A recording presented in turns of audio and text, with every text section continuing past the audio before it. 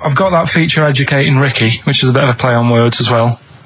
Right. Do you know the film, Steve? Educating Rita. Yeah. I see what you've done. Go on. I'm doing that, and I teach Ricky stuff. What do you teach me, Carl? Well, I've got a few different topics. Go on. Do you know, like how you taught me about Hitler and Che Guevara and Winston Churchill? Mm-hmm. I'm going to come in with topics every week, and this week I've got ghosts. No, hanging bacon is one of the topics. Say that again. Hanging bacon. Hanging bacon. All the titles. Francis Bacon. No, all the titles are sort of named to sort of tease you and get you more interested in it. Hanging bacon. Well, you've certainly intrigued. Go on. What's another title one? Hairy Chinese kid. I'm going to go for that one. If there was a university degree with that title... Yeah, no, I'm going to go for Hairy Chinese Kid, and I think. The final one, yeah. Alien gives man a beard. Right. Alien gives man a beard. I am going to burst. Right, listen, Carl, you've got to tell me. Right, first, let's do it in reverse. No, we're not going to do it now anyway. What do you mean? We've got to do it now. This is the first interesting thing you've said in an hour. Okay, the listeners have just been subjected to rubbish and mistakes and everything for the last 6 months. Please, we've got to do Alien gives man a beard. What is that? Tell us that. Right. Sorry, this is just you telling me something, is it? This feature is you telling me something. I'm teaching you something. Educating Ricky. Huh? So are we playing it now? We're already into this feature. Well into this feature, are we? Yeah, I suppose we are, yeah. Should there not be a jingle or something? Yeah, can we have a jingle? There's no point, because look, I come up with ideas and you dismiss them straight away, so I'm not wasting my time making stuff. Right. If you don't like okay, it. let's play Educating Ricky. Right. Brilliant. Go. Right. So- Ding-a-ling-a-ling-a-ling-a-ling. Educating Ricky. Right, what are we going for then? Hanging the bacon, hairy Chinese kid, alien gives man a beard. I think Alien gives man a beard. I'd like to do that. Right, there's this fella, I think it happened in America, and he saw a bright light in the sky. And God, if you're bored. he stood there. This is a true story, is it? Yeah. He stood there. Yes, of course it isn't, Steve. And he saw this bright light and it came closer and closer and it was a UFO, right? Yep. And he looks at it and it disappeared, right? And he gets back in his car. He looks in the mirror. And he looks in the mirror. Yep. He's only got a beard. He hasn't. You sure it wasn't someone else who got in the car? And he was still standing out there? No, right? What? And it turned out, he got home and said to his wife or his girlfriend, it's a bit weird. So I just got out of the car to look at a bright light, and I got back in the car, I grew a beard, and she said, never mind your beard, where have you been for 3 days? And what had happened is... He passed out because he was pissed. No. The UFO had taken him for 3 days. Yeah. But he'd only thought that he'd only looked at it and it went away. Yeah. But what had happened is he took him and he grew a beard because he hasn't had a shave. Right, okay. I mean, was Will Smith or Tommy Lee Jones anything to do with this at all? Did you see this on a video maybe and thought it was an educational film? No, it's from a book that some kind person sent in to me. Here. Can I just ask again, just again, I'm just throwing this right back at you. Do you think there's any other possible answer here? Right? A man is absent for 3 days from home. He's grown a length beard. of time that it could take to grow a beard, lest we forget.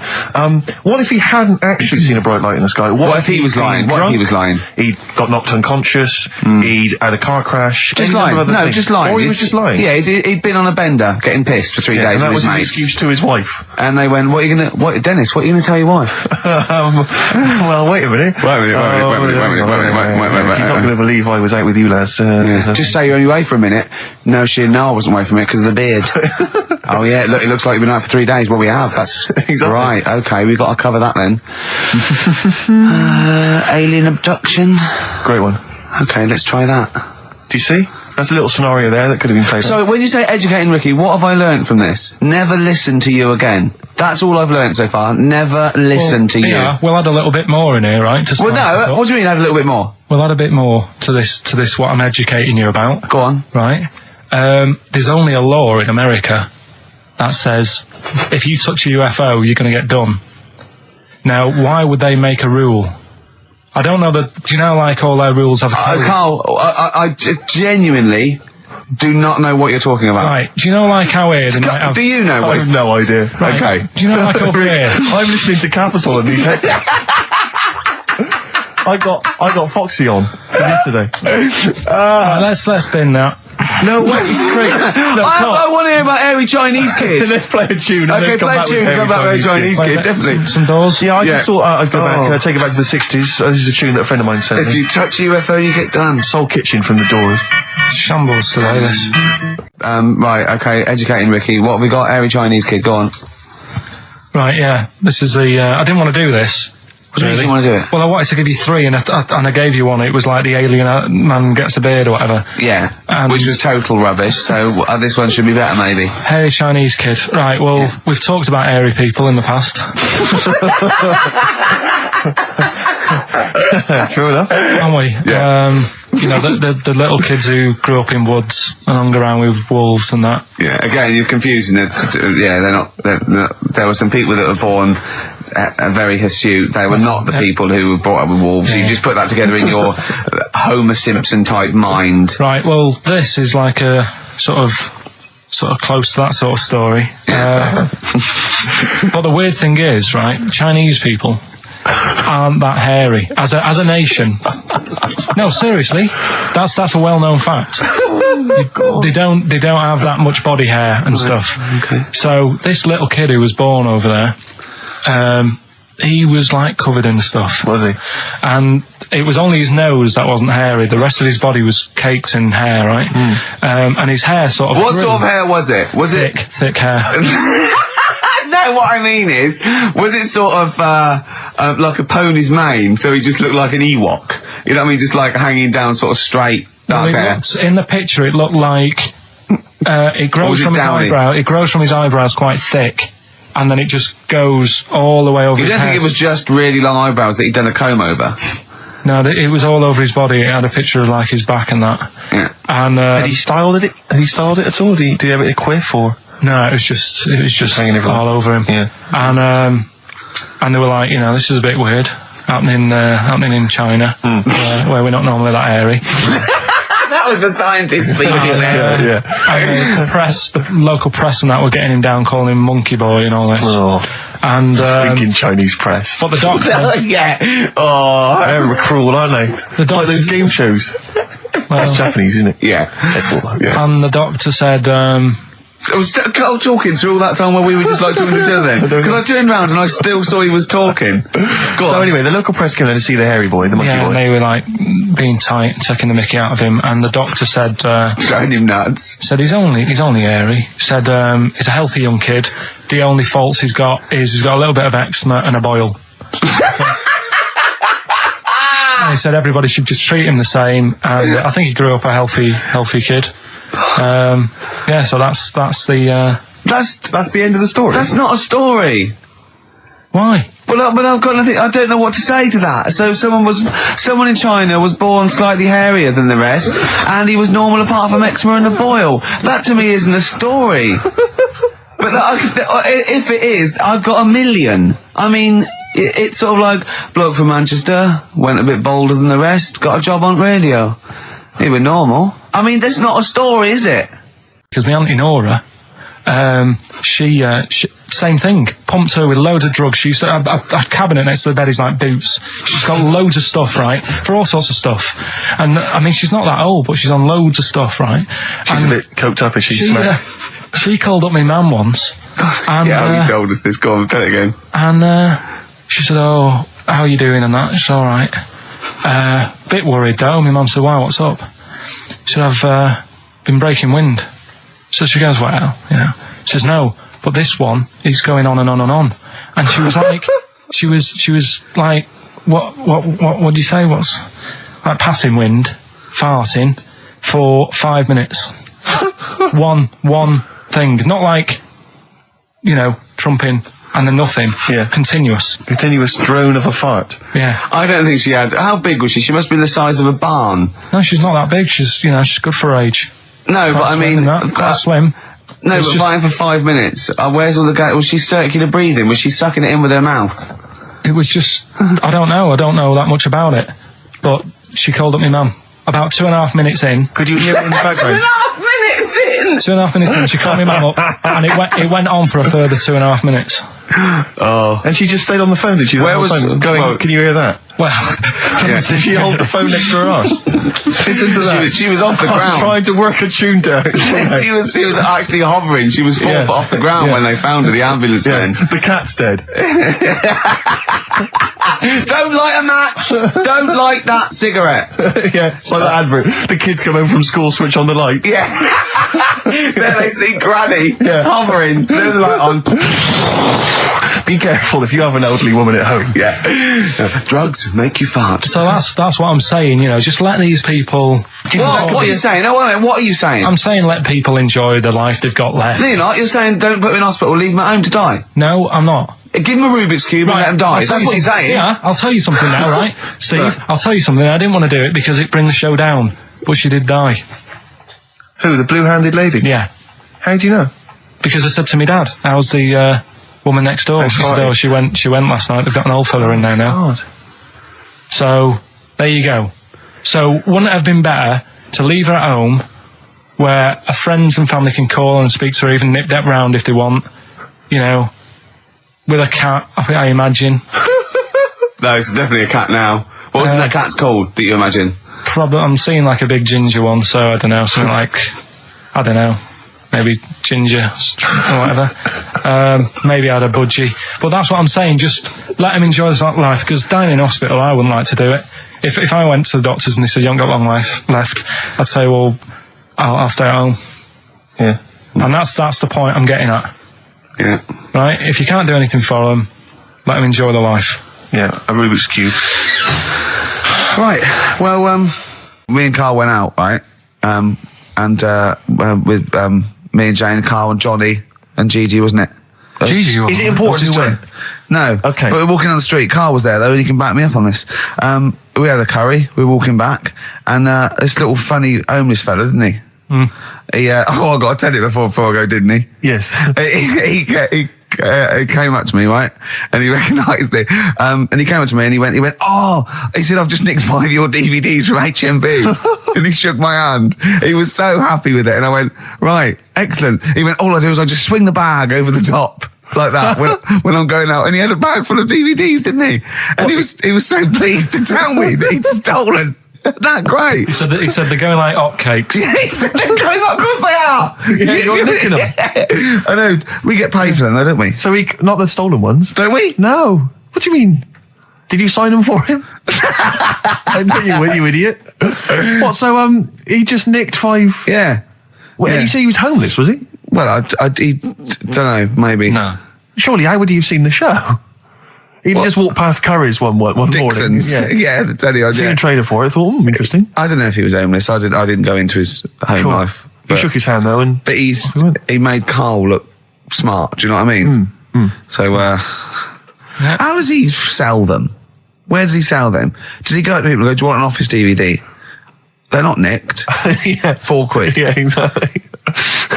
Are these stolen? No. No. They've still got the tags on them. Well, it's like those people who, those cab drivers that you'll meet at sort of 3 a.m. who've just got a car, and just went out with a car, and just I'll pick people up and charge them. Yeah. I got in one once. I said to him, a guy just pulled up. I said, he said I was in like East London. I'm going back to North London. I said, going to Swiss Cottage. He went, sure, hop in. We set off. He went, do you know the way? I said, well, not really, no. I thought you'd know the way. You're in a cabbie. And he went, no, don't really know the way there. I said, have you got an A to Z? He went, no. I thought, well, if you're going to go out just on the, just winging it as a cab driver, 2 things, take a map and a torch. He didn't have either. He said, well, I'll probably get to Camden. I said, right, I'll direct you from there. Drove on for about 5 minutes, making conversation. About 5 minutes later, he went, do you know the way to Camden? I thought you knew the way to Camden. I don't really know the way. I thought I did. Oh, it was loot. I mean, let me out. £4. Exactly. And that's, I don't know who's got that sort of time on their hands that they just think it's 3 a.m. I'm at a loose end.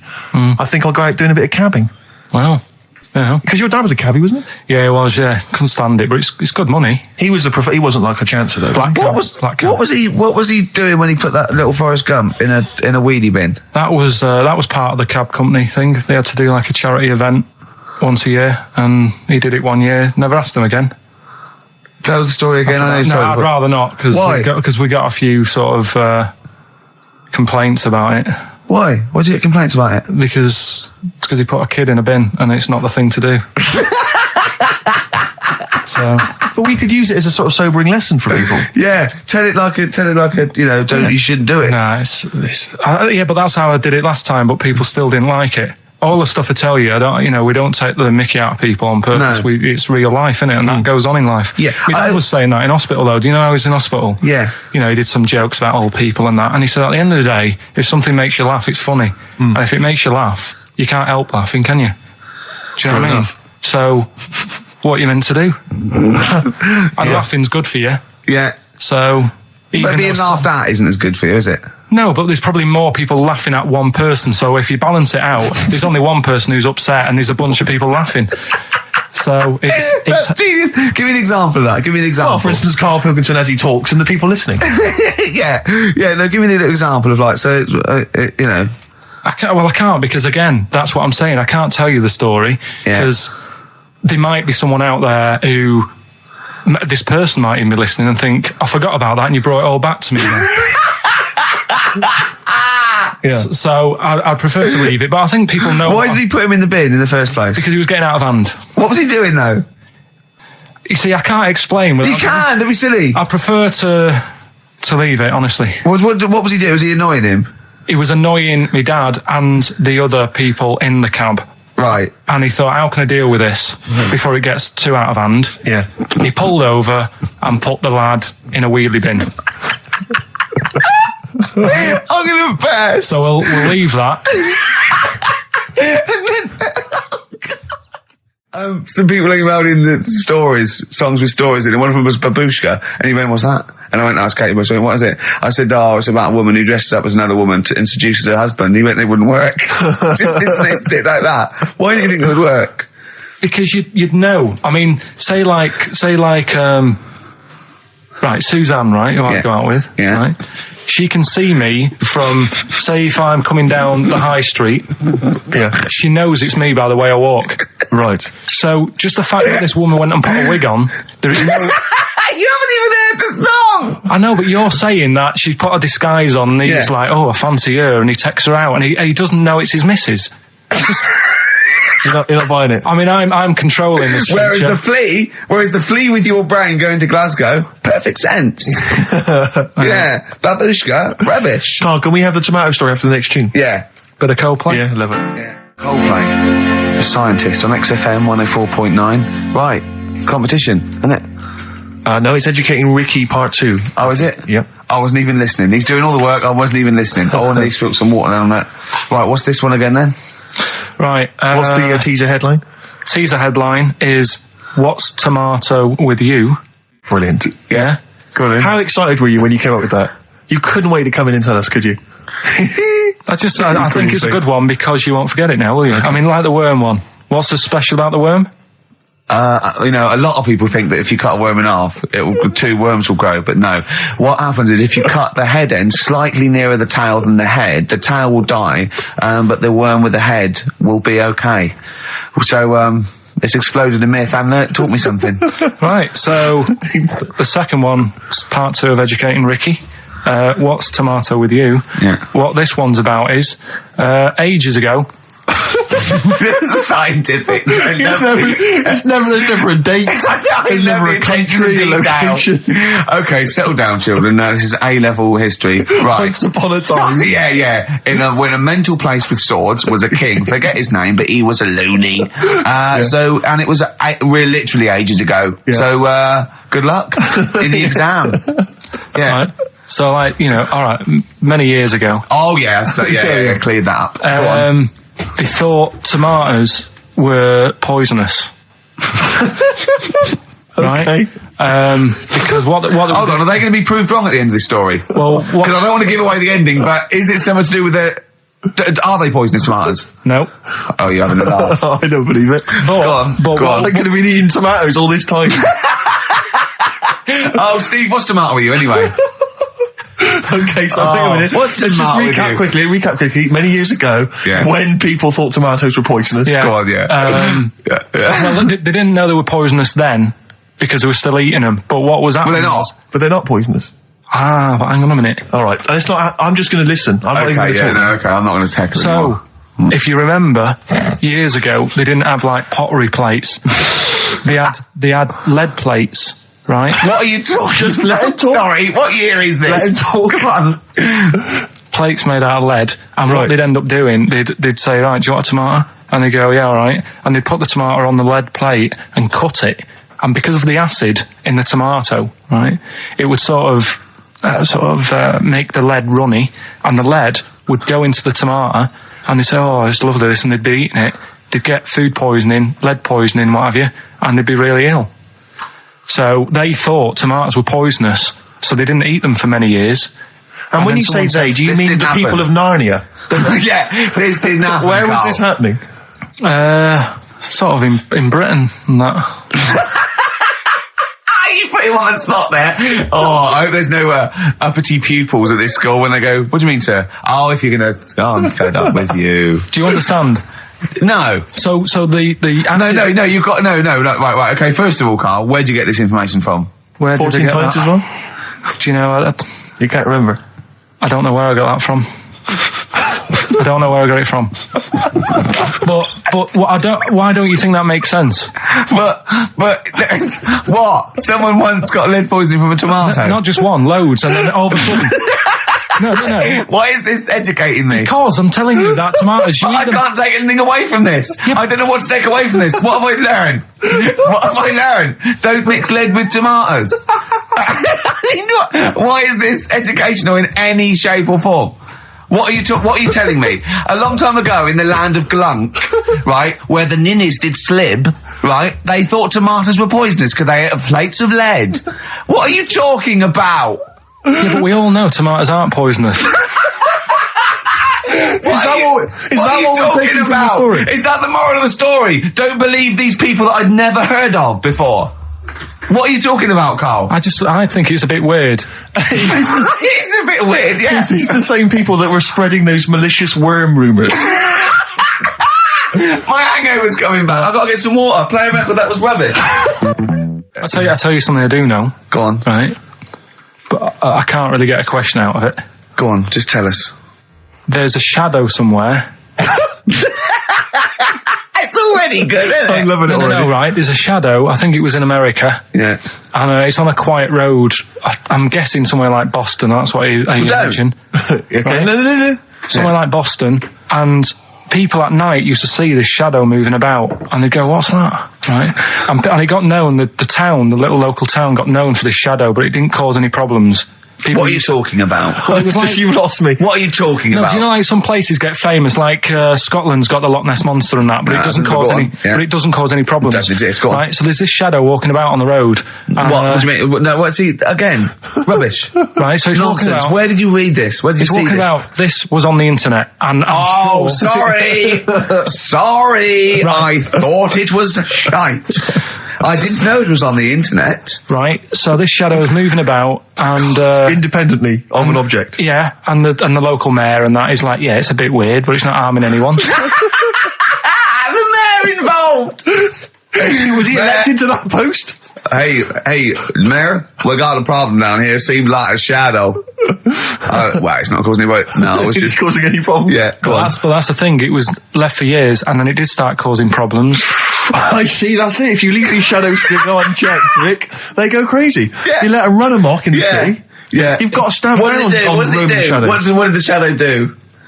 It was pushing people off the bikes. It was what? It was pushing people off the bikes. Oh, I'll find out more for that next week. Right, that'll tease them. you're a maniac. We'll do more on that. We haven't had time for educating. Please never have children. Right, listen. Just promise me now you'll never have kids. Okay. It's not his fault. Let me have It's Not His Fault. You got to save this. This has got to teach me something. It'll be an interesting story. Right, it's not his fault. This fella. Yeah. What year? Ages ago? Olden times? I'd say in the 70s. Okay. Would you? Any evidence for that? And does he wear flares in the story? Right, is that your reason? No, it's a bit like Yuri Geller, this fella, right? Where he's electric. He's electric. And if he walks past the telly would fizz. If he walked past the radio, it all goes like that. Ooh. His hair stuck up all the time. And he'd be having a bath and everything would be all right, and then the power would sort of switch on in his body, and the electric in his body made him jump out of the bath. So... What do you mean, so? What is that, so? What does that so mean? You've given us nothing. You've given us nothing. You'd have to at least give us the scientific explanation. Yeah. Electric eels have 400 volts in them. Oh, is this the running away again? What was that one called? Yeah, but but It's not his vault. But there's a reason not his fault. It's not his fault. I thought it was going to be something about I think we should do these the other way round. I think you should tell us the story and then we'll hear the pun. It's not his fault. It's not his fault. Right, let's leave it. Play a tune. Forget it. Educating Ricky. Doing it. We're not doing it. No, we are. Right, anyway, Rockbusters. Yeah, go on. I give a cryptic clue Yeah. and a letter, and it makes up a band. He Right? never said the word cryptic a few months ago. I love it. Do you know what I mean? I feel it's like our own little Eliza Doolittle. Yes. Right, even Richard will like this one. Here we go then. First one. There's 3 of them, Go on. and you email in. If this doesn't turn Dickie round, nothing will. This is an email-only competition. Email only. Right, here's the first one. Initial is B, so it's B. a band starting with B. Okay. And the cryptic clue is, I don't like them birds. They shouldn't be allowed in this area. I don't like them birds. They shouldn't be allowed in this area. Next one. Right, the next one. He doesn't like women, yet he's got a couple of kids. That's a bit weird. Is that a cryptic clue, or is that just a general point? Is that That's the cryptic clue. Okay. And the initials there are PD. Okay. And the last one. Got that one. That's terrible. That's terrible. Okay, quickly. Oh God. And the last one is that bloke who does. Come on! It's making me laugh. Come on, Carl. Be professional. Right, the last one. Right. I can't do it. It's making me laugh. Oh, come on. I'll come and read them then. No, hang on, Come on, Carl. Right, here we go. They don't do this on Blockbusters on TV, do they? No, come on. That bloke who does sport on telly. He's got a little kid, right? Initials DC. What is that? I'm completely confused by that. Was that the clue? Yeah, that bloke who does sport on telly. Yeah. He's got a little kid. Initials DC. Okay, is that a band? Or an artist? It's I'm not gonna Cheese. tell you. This is a well-known sandwich. Is it? What is it? Is it a band or an Right, artist? so just quickly recap. That's, Okay. it's a Come on, Carl. Right, Come on. Quick recap. The first one is B. I don't think them birds should be around in this area. Right, that's B. Right. Second one, he doesn't like women, yet he's got a few kids. It's a bit weird. That's PD. And the final one, that bloke who does sport on the telly, he's got a little kid. Right. DC. All right, and it's ricky.gervais@xfm.co.uk if you want to enter for Hellraiser. Oh, I'll tell you what, continue with the little theme of like some old stuff people haven't heard of. If you're under 30, you probably never heard of this band. It's also a new thing I want to introduce. It's Show Up Camfield. Camfield talks the talk, he doesn't walk the walk, he doesn't play some rock classics on his show because he's scared. I'm going to play the tracks that Camfield's too scared to play. This is Kansas and Carry On Your Wayward Son, alright? Yeah. Right, okay, Educating Ricky, part 2. Right. I'm committed to this treatment. Yeah. Is one of I've them. got to go for that one. Yeah? Yeah. Or the other one is the police are causing a bit of a stir. He still says it like it's the best thing he's ever come up with, which in a way is. It could be. Right, go on then. I'm committed to this treatment. Right. Do you know the saying? Is it just sayings now? Are they all sayings? This No, week? no, they're not. Okay. No, the other one isn't. Frog in your throat? The saying, there's a frog in your throat? Yeah. I assume it's when you croak a little bit. You sound like a frog. No. Right. Might seem a bit weird, this one, right? But years ago... Oh, yeah. Sorry, well, what is that clue? Committed to this treatment? It's about frogs Kermitted. Kermit. Probably works better with a K and an ER written down. Well, also, if you pronounced it Kermitted, yeah. but not committed. Committed to this treatment! Right, go on then. That's genius. So, yeah. Well, what? you go to the doctors and you go with throat hurting a bit. Right. And what they did ages ago. Ages ago? What year was this approximately? We are going back quite a bit with this one. Oh, okay, go on. And the doctor would say... did history. Imagine years ago, go on. And the doctor would say, right, keep your mouth open, I need to look at your tonsils. And the jaw would ache a bit, because they weren't as quick back then, because they didn't have the technology and stuff, and they'd have to, like, stare at it and study it and stuff. And, like, they get an achy jaw, right? Keeping their mouth open. Yeah, like you get, you get Mars bar or whatever it's So, they'd sat there, and they used to always close their mouth, and it used to annoy the doctor, right? Oh. So what they did, they used to get a toad, right, and put it in the mouth. Rubbish. Okay, keep talking. Keep talking. And that way, they couldn't close the mouth, because either they'd squash it, right, or apparently you're not allowed to lick a toad's back. So the doctor would have them for breaking the law? No, but it's poisonous, right? A toad's back. You should never lick a toad's back. Or put it in your mouth, really. Oh, just stop for a second. Wait. What? Can I just ask one question? Go on, yeah, ask one question. I've got a few, but go on. Sure. My initial thought is, it sounds like a brilliant bit of sort of medical knowledge there. It's a great idea. Yeah. My only thought is, how does the doctor see past the toad? Yeah. Your tonsils? What's he actually looking at with the mouth open? Surely the toad is in the way. Hopping around in the way? It didn't say.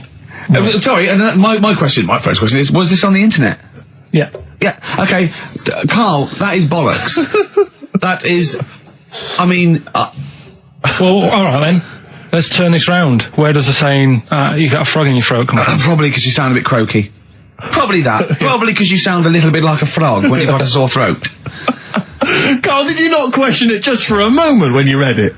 Just for a second, didn't you think, that seems an odd approach? Firstly, why a frog, of all the different species? Because it's poisonous. A toad. So it's a toad as well?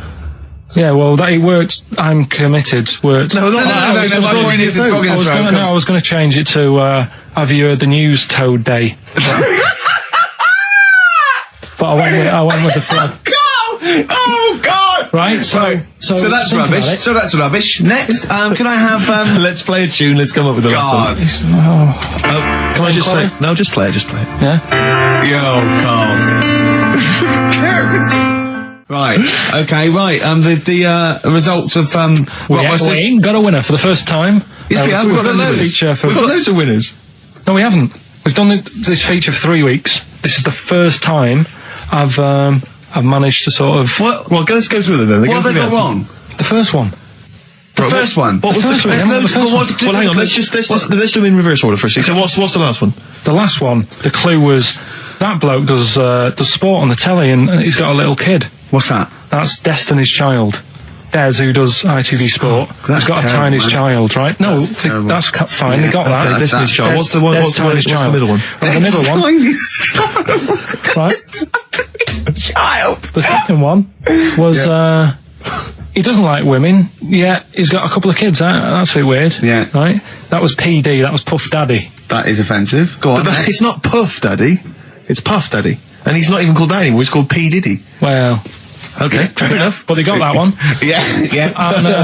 And if I'm being tight, these lot are as well. Yeah. Tight means something in Manchester. Go on. Right. And the first one that they're having problems with, I don't think them birds should be allowed in this area. Got it. Boyzone. It's not Boyzone. What's the clue again? I don't think them birds should be allowed in this area. That is perfect. A Boyzone. No birds. No women. No women, yeah, birds, right? A Boyzone. Sorry, Carl. If that isn't the answer, their clue is better than yours. That is brilliant. What was yours? Boyzone, it works perfectly. What's your answer then? Bangles. What? I have no idea what that means. Like seagulls. So you don't want them in this area, so you're banning them. Bangles.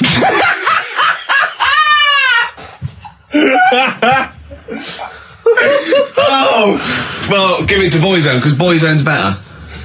Don't use birds being loud in this area, it's a Boyzone. I think we should have a rollover. Carl beat them. You have to use his logic, surely. But theirs works. You can't do what am I thinking. No, that's not what I'm thinking. It works perfectly. I think you've got to give it to the ones that got the Boyzone. Well, how about, right, because they didn't actually get into my head and my way of thinking, heaven right? forbid. How about we just keep back the David Attenborough and they can have. I'll chuck in the Hellraiser, right? Okay. And Blondie album and the Madness Yeah, one. okay, pick a winner at random. Pick a winner, Steve. I'm going to give it to Paul Sloman, who got those answers, and he also says, P.S. Carl, you're a moron. So, I'm giving that to Paul, and good luck to him. Right, well, He's got a crazy night tonight. If we can rush these over to him, he's got a cracking Saturday night. well, if I'm a moron, I might get your address wrong when I send them to you. Ooh. Coming right back at you, Paul. Yes. Right. Well, do you know what happened to me on the way in? Go on. A homeless person called me a dickhead. How did he know?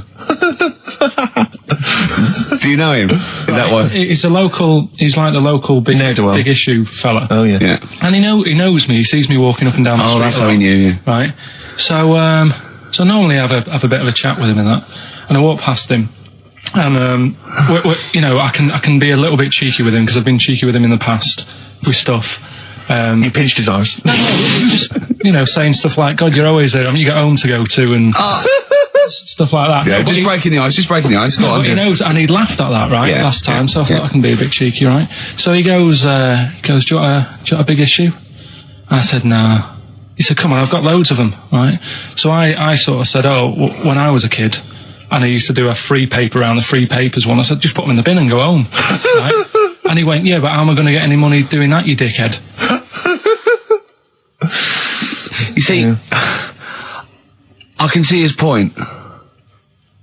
He is homeless and having to sell newspapers to get 50p or a quid or whatever. Yeah, and sometimes I treat him, right? And today I didn't have any money. I had a takeaway last night and I normally give them a quid.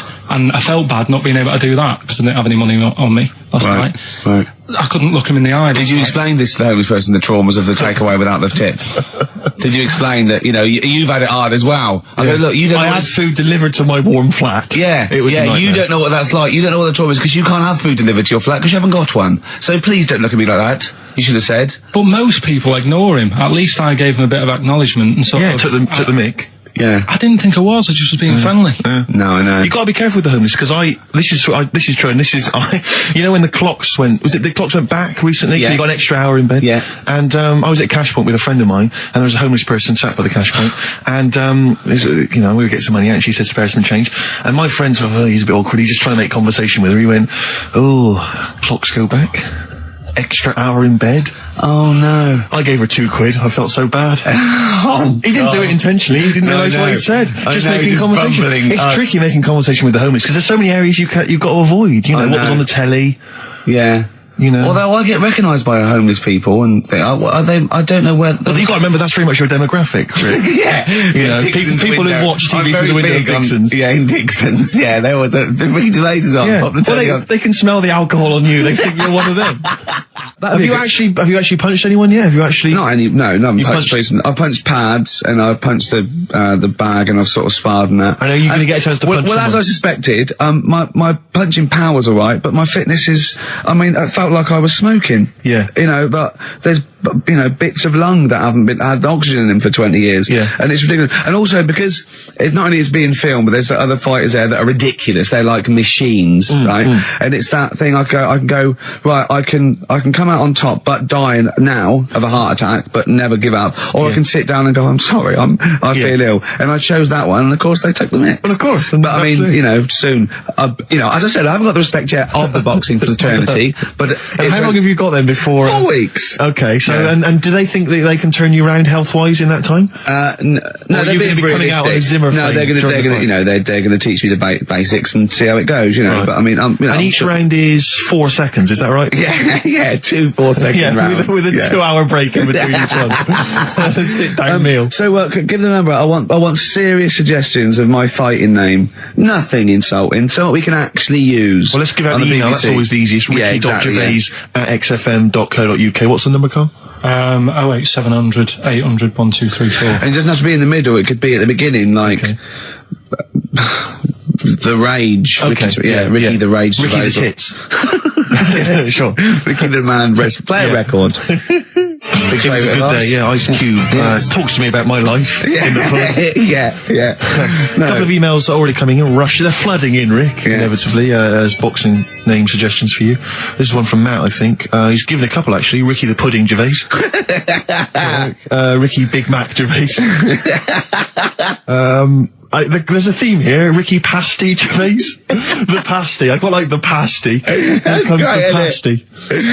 As Carl said, he said the thing is, if you have a really good nickname, it's embarrassing when you lose. Whereas if you just call yourself, it's not so embarrassing when you lose.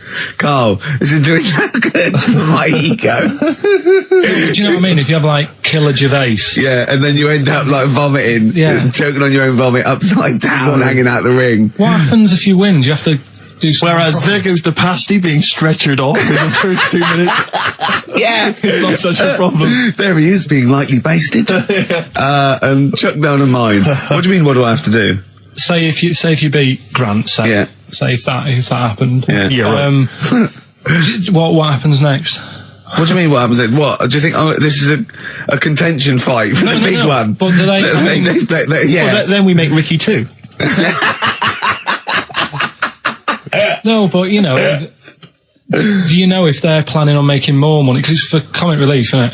So what happens on the night? No, it's for a charity of our Comic choice. relief would make sense. Yeah, Whatever, right? Yeah, it was last time. I think it was last time. It's sport relief. It's not sport. It was last time, yeah. But this is. I think this is a program where And how do we? Sorry, how do you make money for charity from this? Do we pay to sort of for how many punches to the head you're going to take? Or no. I just how think long you're going to last? I assume the BBC donate money, or someone, or a sponsor, or whatever. I don't know. Just donate money, because it's actually a program. This is more about a program with a charity angle. So yeah. So as if you get like killed, there's more money and food to go around. Maybe. But no, I mean the thing is, what's the next step? Because if they go like, right, yeah, well done, you've won, thank you very much. Well, Carl, what do you expect? That its winner stays on? Yeah. Like in a fair, where I go out there and I let people punch me on Bernard Manning. Yeah. And then my twin gets up. Yeah. It's a program. He's not going to turn pro. It's like faking it. Yeah, but what's the point if it's not going to go anywhere? Well, sorry, him fighting Grant Bovey in a ring is not entertainment enough. yeah, what's the matter with you, Carl? Man's going to get his face pummeled in. Right, you ready then? So, just in case you haven't heard it before, I'll give you some initials of a band or an artist. We're not doing Rockbusters now, are we? Yeah, I thought, well, we've just... we keep that going. Then we got... I love educating Ricky. That's my favourite thing now. Well, what do you want to do, Steve? I mean, let's do the clues. It's just like it's sort of bigged up the prizes. And so this is only by email. Give the email address out now for people to write it down now, Carl. Right, it's ricky.gervais@xfm.co.uk. ricky.gervais@xfm.co.uk. Only entries on email. Yeah. You're going to get 3 clues. You've got to get them all right. And you win all the You win all those prizes you said. Okay, Carl, go on then. Right, and just a quick example, one of the first ones we did, it was like AK, and the clue was exploding pet, and it was atomic kitten, right? Yeah. So you understand how it works now. These are your clues. The first one, that army has got some well nice trenches. That army has got some well nice trenches. Excellent. Yeah. And the initials there are DW. Do you write some of the questions for 15 to 1? Go on. So that army has got some similar phrasing. Trenches. Okay. Okay. The second one. What were the initials there, Carl, on that person? DW. DW. Yeah. Right. The second one. The top of them curtains are all wrecked. All the materials all worn. He acts it out though. We've got to get him on telly. We have got to get him on telly because his little face and his gestures. That's the second one. The initials being HV. Okay. The top of those curtains are wrecked. All the materials all worn out. Right. HV. And the final one, here's the final clue. I was in Texas the other week, right? I tripped and landed on my knees in a puddle. What's the initials? WH for that one. So I was in Texas, I tripped up, landed on my knees in a puddle. So that's WH. Incredible. You've got it! Is it great? It's fantastic! It's desperate. Okay, time during the record. Do you remember you're playing for these compilation albums? We got the Fatboy Slim DVD, Linda Green on VHS, and of course Executive Decision, starring Kurt Russell as well. Oh God! Okay, what's the next one? What's the educating Well, wiki? I don't know. See, like I say, I was looking around and there's stuff that is interesting. Right, I was looking on the web. But there's no point. Well, it's just that I found one about... What's the point? About a lad who 8 years old, but he's still breastfed. Now, I don't know if you can get anything out of that. Is that what his mum said?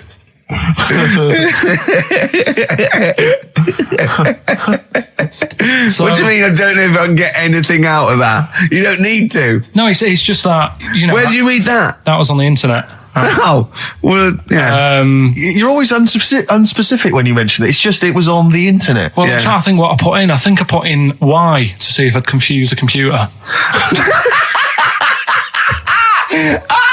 And then, Go! You are... no, honestly. I did a search, put in Y, and it came up with funny things that, like, why is this person doing that? Why is that? And it had a picture of this 8-year-old lad, sort of, on his mum's nipple. And it was saying, is this healthy? You sure that wasn't asking you that question? What? I put in Y just to confuse the computer. Like, the computer go, what do you mean? Yeah. Stop it. Yeah. Oh, look, yeah. Last week, I was walking home with him, and I went, he was saying something stupid, and I went, I've got a competition for next week. Let's do a phone-in, and it's called Karl Pilkington, Genius or Fool. Yeah. Right? And he went, No. I went, why not? He went, well, it'd be confusing because they say there's no difference between genius and being a fool. They do though, don't they? No, but it's rubbish. And people say there's a fine line between madness and genius. And, it's a ridiculous soundbite. They don't say there's a fine line between a genius and an idiot. Well, the people who do are idiots. Yeah. So what would you do there, though, just to sort of wrap that little thing up? What would you do? That lad loves his mum's milk. What are you asking me to come up with? No, I'm a just... title for the story? No. It's just what would you do? Right? What do you mean, what would I do? Well, it's causing a bit of a problem in the area, right? What area? In America, I think it was. Oh, America are a problem, are they? George Bush is worried about this kid who's breastfeeding at 8. Imagine it like this, right? Right. No, so Carl, what are you asking me? About this spurious story you saw on the internet? I saw on the internet, there's an 8-year-old lad, he likes his mum's milk, and it's saying, is this right? Should it No, it's not. on? But what do you want Ricky to do about it? It's not his responsibility. Yeah. No, but the little town that he lives in, they're all causing an uproar, right? Going, this isn't right. I can't let my kid play out in case he's in the garden with his mum getting a bit hungry, right? So, what should they do? Because his mum's saying, well, he likes it. Yeah. And he, what do you do? I don't know the laws. No, but I'm not asking you to sort out the laws. I'm just saying, if you lived in that neighbourhood, what would you say?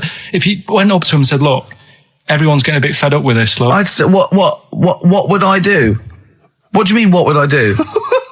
what are you asking me? Right, it doesn't matter. No. What are you asking me? What are you asking me and Steve and the public? I'm just saying, say if you live next door to this woman. Yeah. Right? The kid's hungry, 8 years old. He's out playing on his bike and he goes, Mum, I'm getting a bit peckish. And he goes, all right, son. She whops one out. And he starts having his milk, right? You live next door, you're putting your washing out and you see this going on. You're getting a bit sick of it because it's gone on for months. 8 years, I assume. Why is it your business?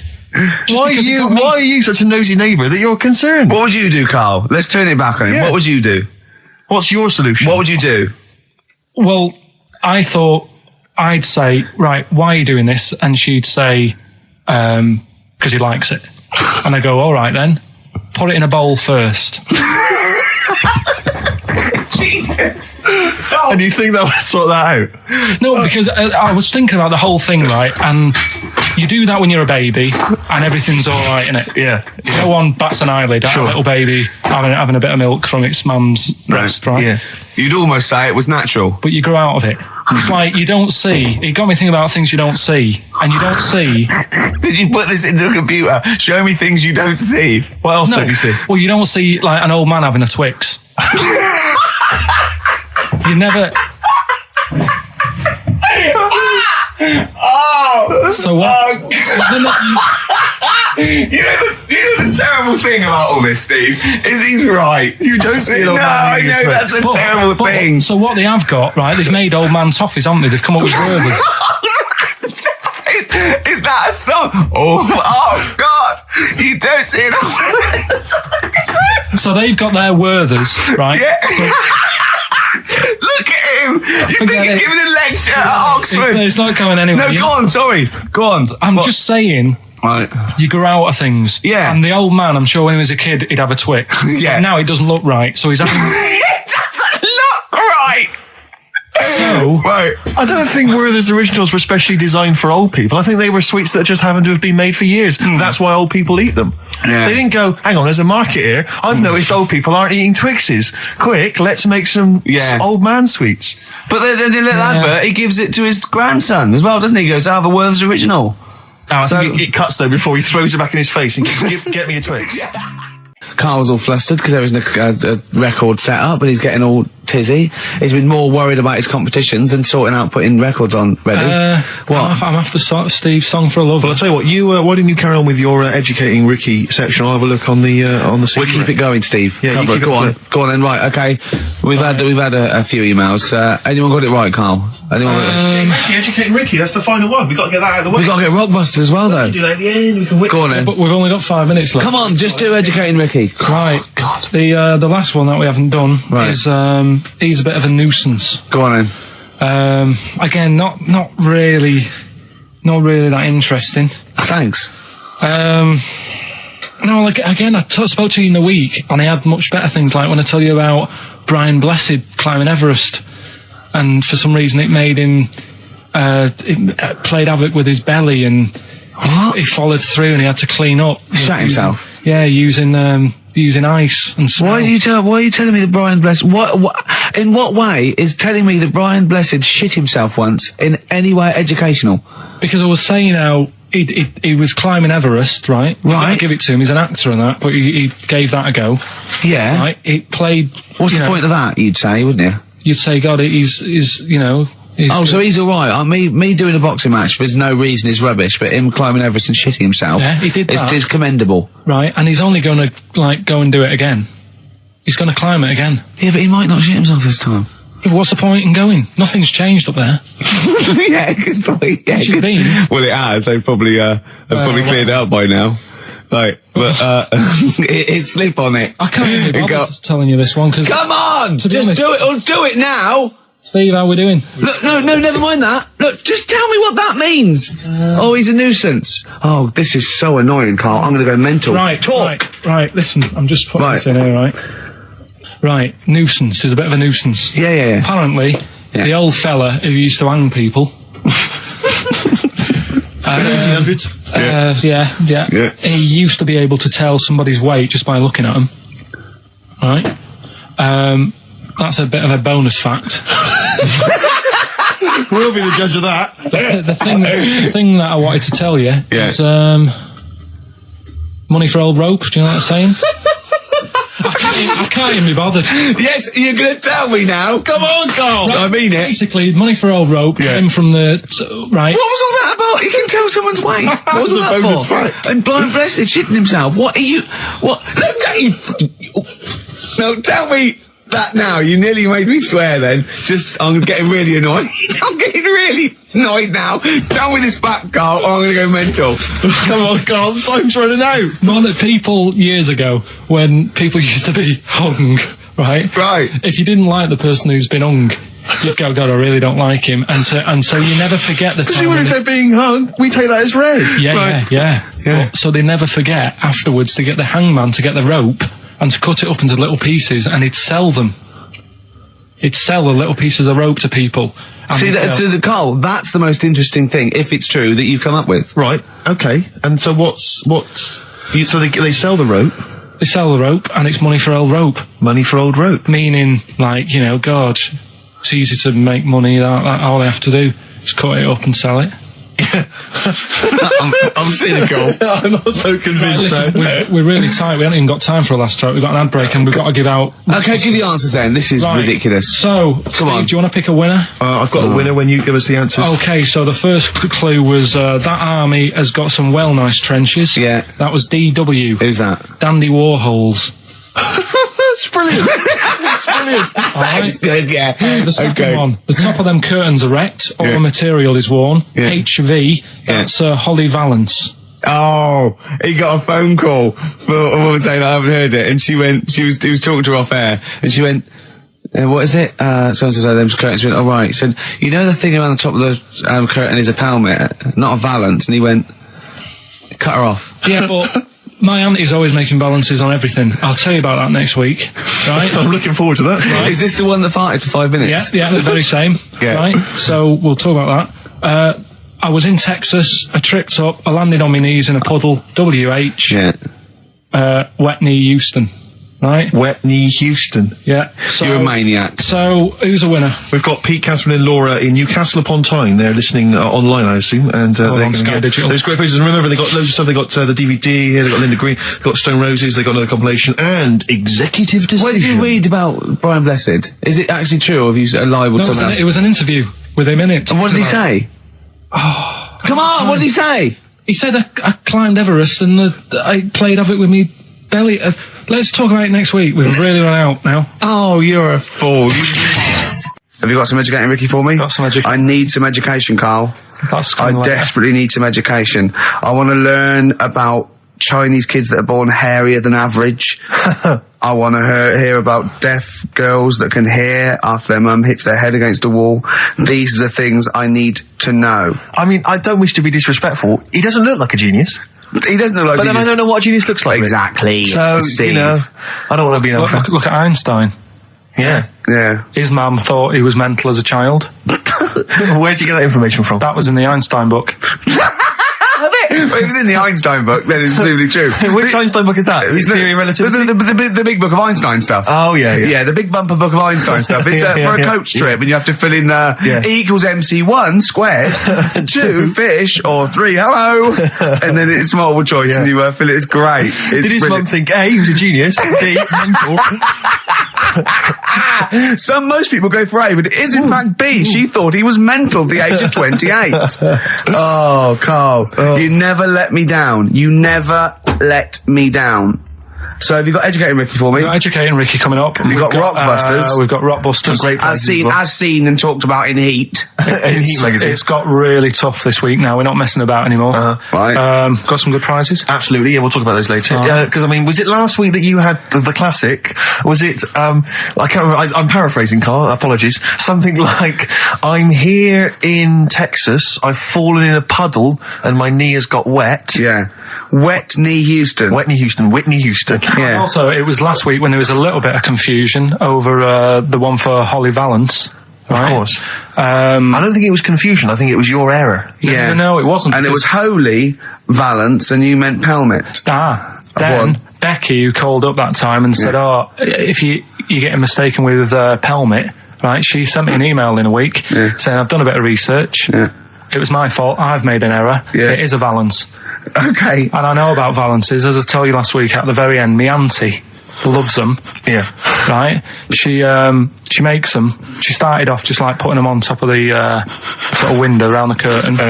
And then she thought, I can do more with this. Yeah. And she had a little coffee table that had magazines underneath. And she said, I'm sick of seeing them magazines when I'm sat down. She sounds like a Pilkington. So... I'm sick of seeing them magazines when I sit down. So she put a valance around the table. She just got valances around everything now. Yeah. Then, next step, she tapes everything. She never actually watches telly. She tapes it all because she gets sick of listening to the adverts and that. Yeah. So she tapes everything. So she's got loads of videotapes and that. And the video used to get on her nerves. When she was watching a film, she'd see the clock changing. And it distracted her from the film. So she put a valance around that. That's genius. Yeah. So, That is or is it mental? Only Mrs. Einstein can tell. I don't know. She's even made a little Jack Russell look like a hovercraft. Yeah. It's great. So everything's got a balance. if you go round and you stand still for too long, the chances are you'll balance around your head. Yeah. This is this is Auntie who, Auntie Nora. and this is the one that farted for 5 minutes. She did. Lest our listeners forget. Lest we farted forget. for 5 minutes. Called his mum, saying I'm farting. 2 minutes into the fart. She's about 2.5 minutes in. Yeah. Carl, you're making noises while I'm talking. Yeah, but you do this all the time trying to wind me up. And I'm not saying Manchester's the best place in the world, but what I'm saying is there's bits of it that I really miss. Yeah. Like last Sunday, right? When I'd met up with Ricky, we had spaghetti bolognese, which was all right. And then I said to him, I need some soil. Damn, I wish you'd invited me. It sounds amazing. So I need some soil. What do you think? You need some what? Soil? Soil, yeah. I need to repot a plant, right? Yeah. So You need to repot a plant? Yeah. Fair enough. So I'm like, where you can't see these shops in London. Do you know what I mean? There's nothing around. I took him straight to one in my street. Yeah, but near your street, and that's probably the only one in London. Well, you say that, Carl. No, it does annoy me. Round my way, it's like, you know... You can't move for soil shops. There's Earth. You can just pick up handfuls walking down the street. Yeah, incredible. People just lean over into someone's front garden. No, You can take the plants as well. No, but what I'm saying is, Go on. Manchester, there's loads of decent hardware shops. Yeah. Here, you know, if you want a panini and a latte or whatever, you can't move from. But for soil, I had to go virtually how many miles away from me to carry that soil home and stuff. Yeah. It's not good. I mean, London's all right, but if cities were sort of marked, It's neglecting the peat market, really. Well, isn't there's barely any mulch available in central London. I'm sick and tired of not getting a good, decent compost of a Sunday. Indeed. So, It's sickening to me. I'm thinking of moving to the north, where there is loads of soil and gravel. Indeed. And animal shite. whatever. Yeah. So you were going to say, if you were marking cities out of 10, what would you give London? Well, if you were marking them on, like, you know, on what they have. Right. As opposed to what? Well, as opposed to... How the you name. spell it. So, like, I think the greatest city in the world is Rome. Right, Okay. It's pretty amazing. Yeah. Have you been? What? Yeah. Why do you think that, though? Just because, like, you turn a corner and there's something there that's really old.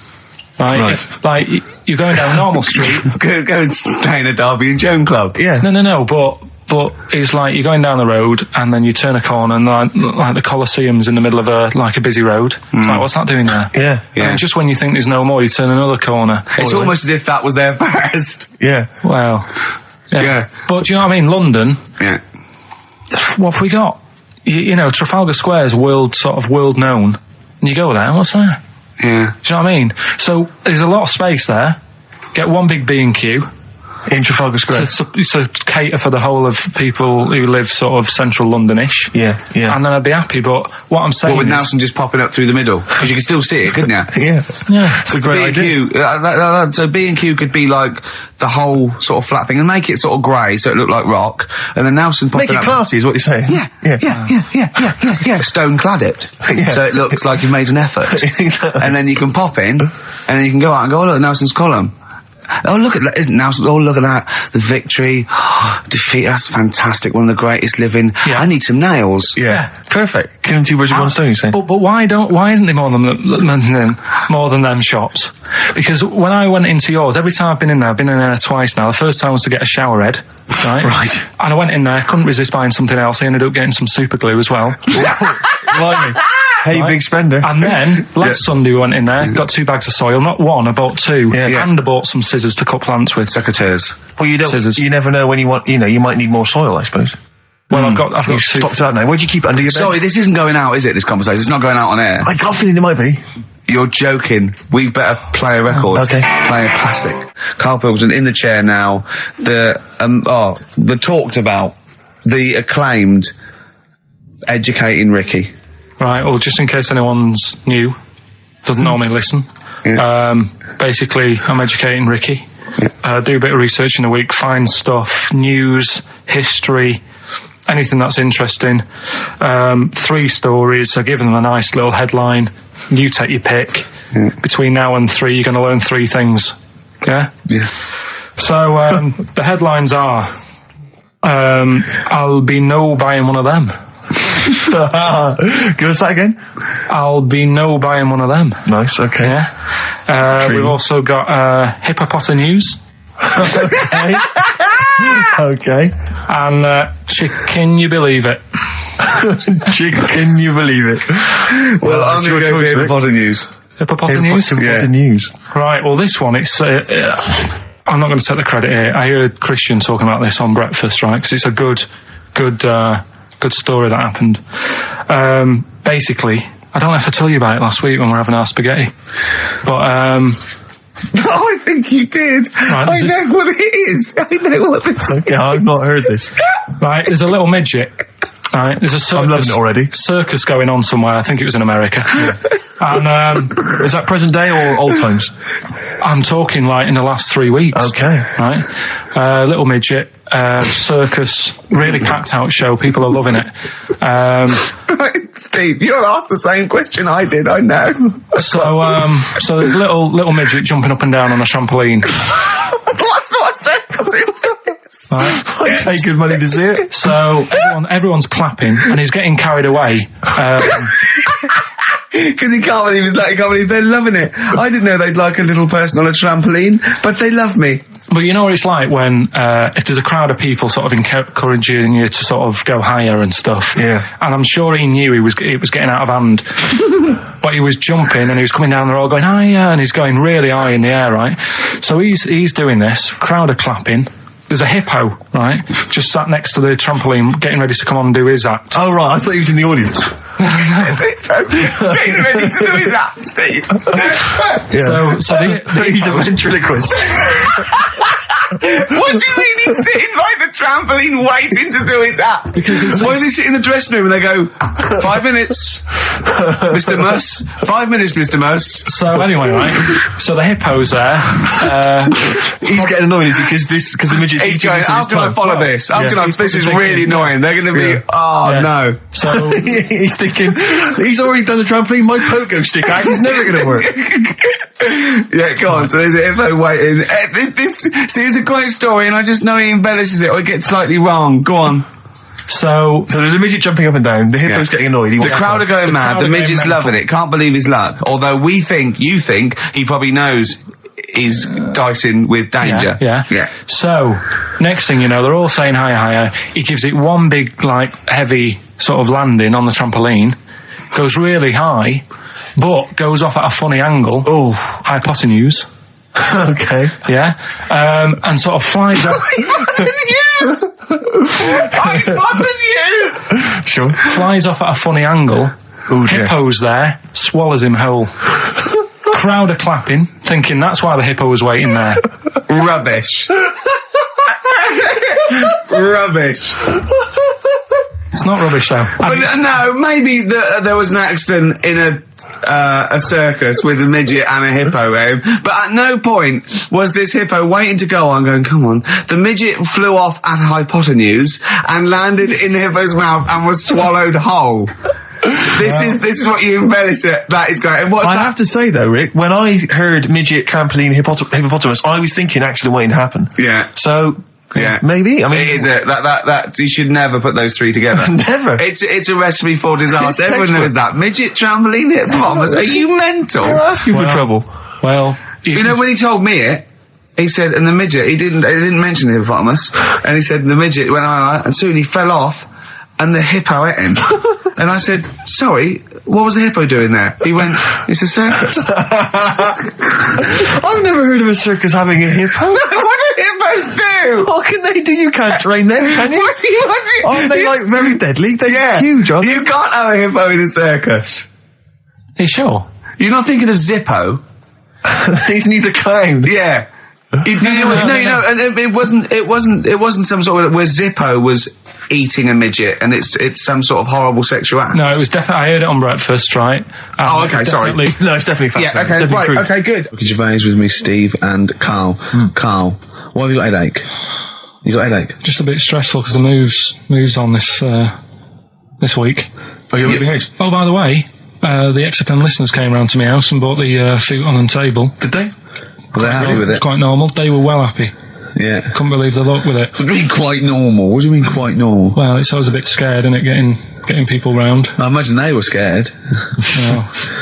And were they excited to see you? Could they? I mean, they were, could you tell that they were pretty pleased to see you? No, I don't think so. I mean, You're Karl Pilkington. Yeah, but the fellas sort of, they brought the whole family round, which was a bit odd. Well, it's not often they get the chance to visit a living creek. Anyway, they were nice. And you're moving now, yeah? He said he phoned me up today. It was absolutely tipping it down. Right? He had to cycle in. Right? Because he said, because of the move, he doesn't want to leave his bike round there. Right? And he said, and Suzanne, I can't say this in case he's listening, can I? He won't know. He said Suzanne's hired the oldest removal man in London. You should hear him. And the thing is, right, we booked him because everyone else happened to be booked out, but this fella's free, right? So he called up this morning. I've never spoke to him, but he was on the phone. He sounded about 90. Yeah. Can't think that he's going to have to do all the work. And the thing is, right, it seems he only wanted some Werther originals. Right, listen, it seemed to be cheap because it's £50 an hour. But how long is it going to take him? Yeah. Oh, that's genius. When's the move on then? When's the? He's coming round. He came round today to bring some empty boxes, and he was struggling with them.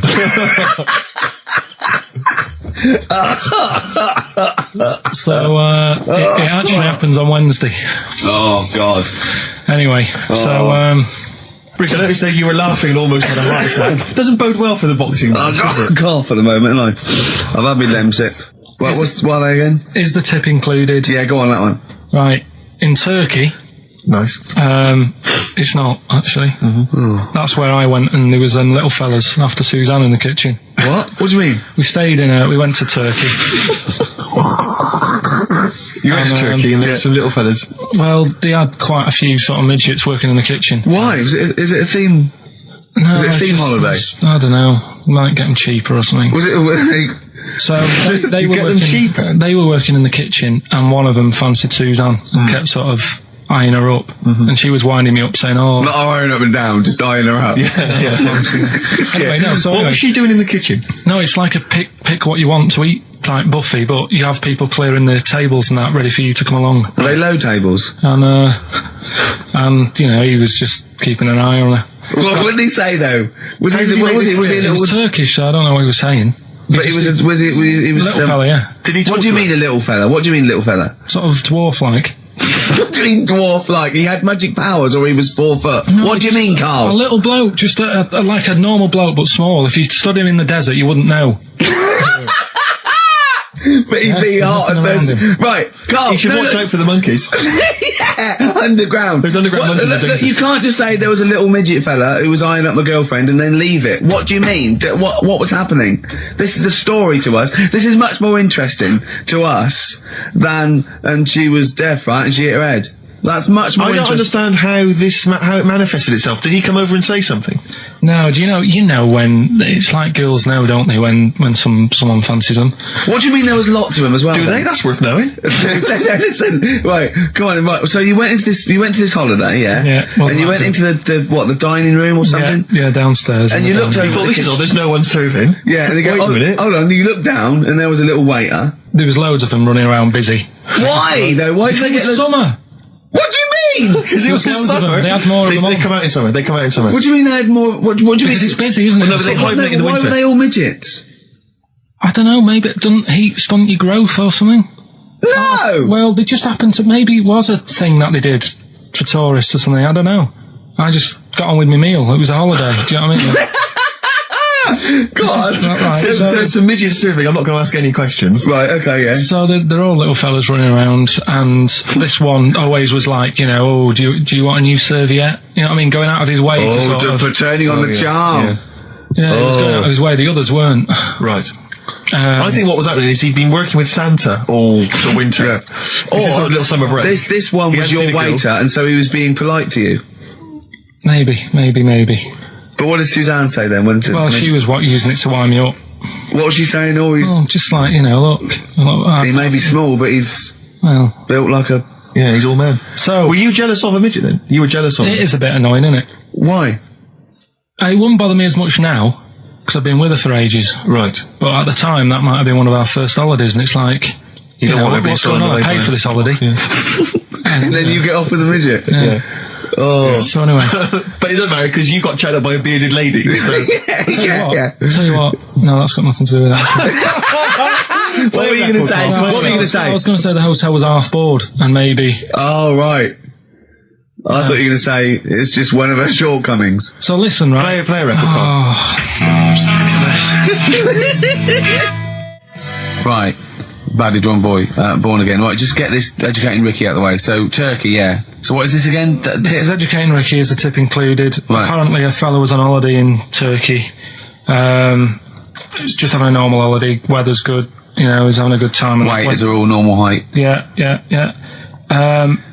He's having his meal. He hears a load of screaming going on in the kitchen. No. Has his girlfriend wandered in there? And they do, With a step ladder.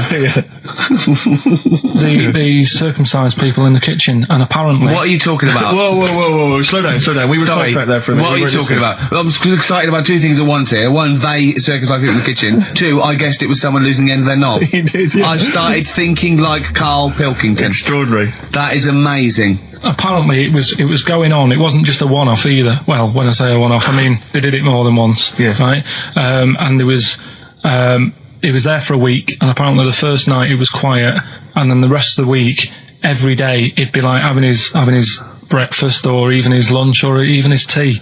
Yeah. He'd be doing it all day. Oh. You'd be hearing Lunch and screams. breakfast, fair enough, really. Yeah, Circumcision at tea time. Don't do that. And apparently it's a tradition over there. You can't even make a complaint about it. It's like, well, you should have found out before you come over See, it. I can't believe this is true. Sorry, I'm a little I bit can't lost. believe this is He was in true. a restaurant, in a hotel, and there were people having circumcisions in the kitchen. Yeah. Is that right? I'm even worried that we're bordering on the racist here, suggesting that is tradition, that Turkish people cut the end of their cocks off in the kitchen Yeah. at meal times. I think you're wrong, Carl. This sounds ludicrous, Carl. No, I don't think it happens everywhere. Right. I think this Just in Oh, particular this at this restaurant. hotel. certain places, Certain hotels. certain hotels. What, is it like 2-star? Yeah. Why did he go to the Foreskin Inn? It was his own fault, wasn't it? So that's Sorry, that's it, is it?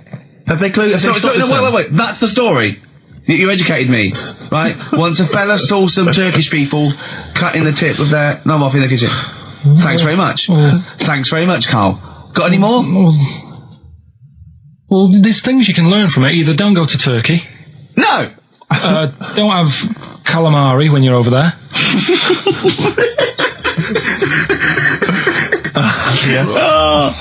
Carl, you've done it again. Well, but we're talking about MTV, right? And I was feeling a bit nervous, wasn't I? About like, you know, the way I look. Right. And what have you.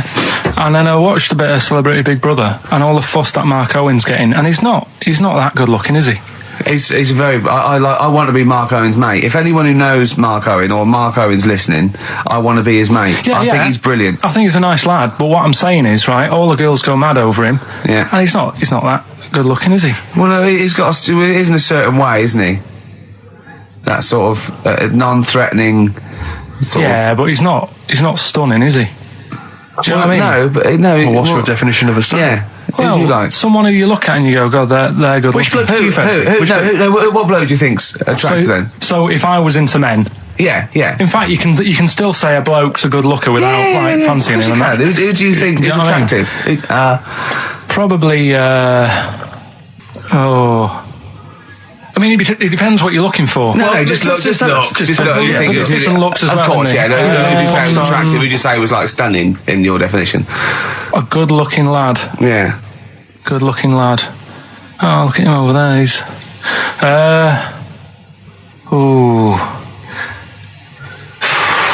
Do you find, Robbie Williams, do you find him attractive? Boy Next Door, look. No. Who do you? Carl, hurry up, because it's we've only got 2 hours. Probably. I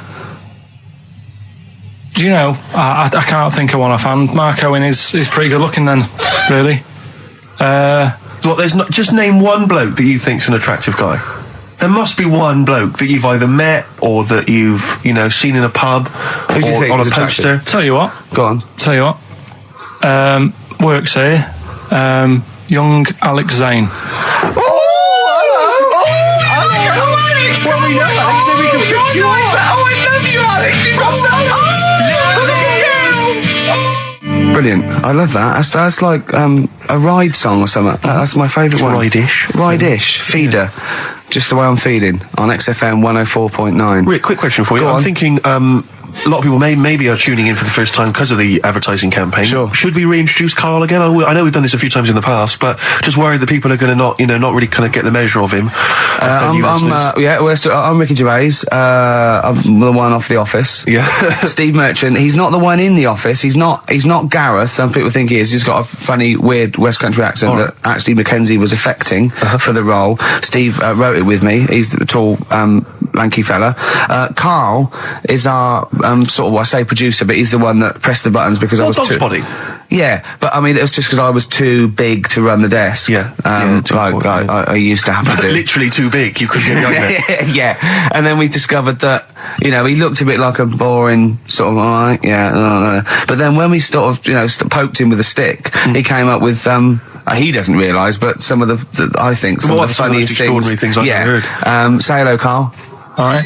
Yeah. Well, classics, I think, so far, that have gone straight to the list include, have you ever used a Y front correctly? Yeah. Brilliant. You never see an old person Eating a Twix. eating a Twix. These are sort of things. He's back on his campaign to get rid of jellyfish. Why is that, Karl? Oh, did you see the paper yesterday? Go on. There's a jellyfish, right? It's about 15 foot long, about 5 foot wide, and there's a fella swimming next to it. And the paper's going, oh, look at this we've found. There's loads of them in Japan. Yeah. And it's because the water's getting hot, so it's making jellyfish really big. Oh dear. How's the campaign going to get jellyfish get rid of them? What was your point about jellyfish? They don't do anything. There's no point. They get in the way. Jellyfish, yeah. It ruined me holiday because I got stung by one. Yeah. But you think the same thing about Liverpudlians, and we can't just go around, wiping out things that ruin your let's holiday. do the jellyfish first, and then we'll move on to the Scousers. Yeah. But yeah, I don't know what they do, and I'm trying to look on the internet. I've been busy this week. You're jellyfish now, not Scousers. Yeah. You don't know what I don't know what they do either. To sort of try and work out what would happen with the sea if it didn't work, because they say like if there's no. Slow down. See, Slow this down. is what we're talking about. People who listen for the first time, they've got to listen to every word you say. You want to find out what would happen with the sea if it didn't work? If jellyfish weren't in there, do you know what I mean? Because stuff like coral, apparently the sea would be in a right state if you didn't have any coral in it. Fish, do you know what I mean? I always worry about how many fish we're sort of eating. Because you go past... Sorry? No, do you know, like, you go in Marks and Spencer's or Selfridges... There's loads of fish in there. And there's really fancy stuff that you think they've killed that, and it looks good on the counter, pretty impressive. Yeah. But is anyone going to buy it? Yeah. Do you know what I mean? It's a big, like, a shark sat in ice. Yeah. And you go, yeah, they've got like, a lot of fish... Sure, you won't go around the Tate Gallery. Do you know what I mean? I've never seen a big shark sat in ice in Selfridges. They do it, and it's like you go in the morning and you can go back at night, and the same shark sat there, and it's. So you know it's the same shark, do you? It's the same one. So what? Same face? Are you sure he just hasn't lost his mum? And he's just like, he went shopping with her Christmas shopping, and he's just like, he's stranded, he doesn't know where, he's just waiting. You know I'm right. I've never seen a shark in Selfridges. Well, all right, then say maybe that's one day a week, but on other days they'll have like... Shark Monday. I think, Selfridges. Today at Selfridges is Shark Monday. Yeah. No, it's just that... So your point is that there's all these fish not being eaten. Yeah. So and they're being killed. They're taking them out of the sea, no one's eating them. And you're worried, that the sea's going to rise because the more things you take out? Well, we're just going to run out. Because the fish drink it, don't they? And that keeps the water level down. Yeah. No, well, you know what I mean. There's stuff that worries me. You're worried that... Was it you who said that you were worried that... Because, there's sponge in the sea. Yeah. But if they took it all away... No. Was that him? That's a Stephen Wright joke. Is that Stephen Wright? What was the joke? Sponges grow in the sea. That kills me. How deep would it be if they didn't? I love the fact that he confused you with Stephen Wright, who for a living purposely says ridiculous things. Yeah. Does that worry you, Karl? Well, think about that and play a record. What do you want? I'd love to, a classic, a beautiful song by Simon & Garfunkel, April Comes She Will.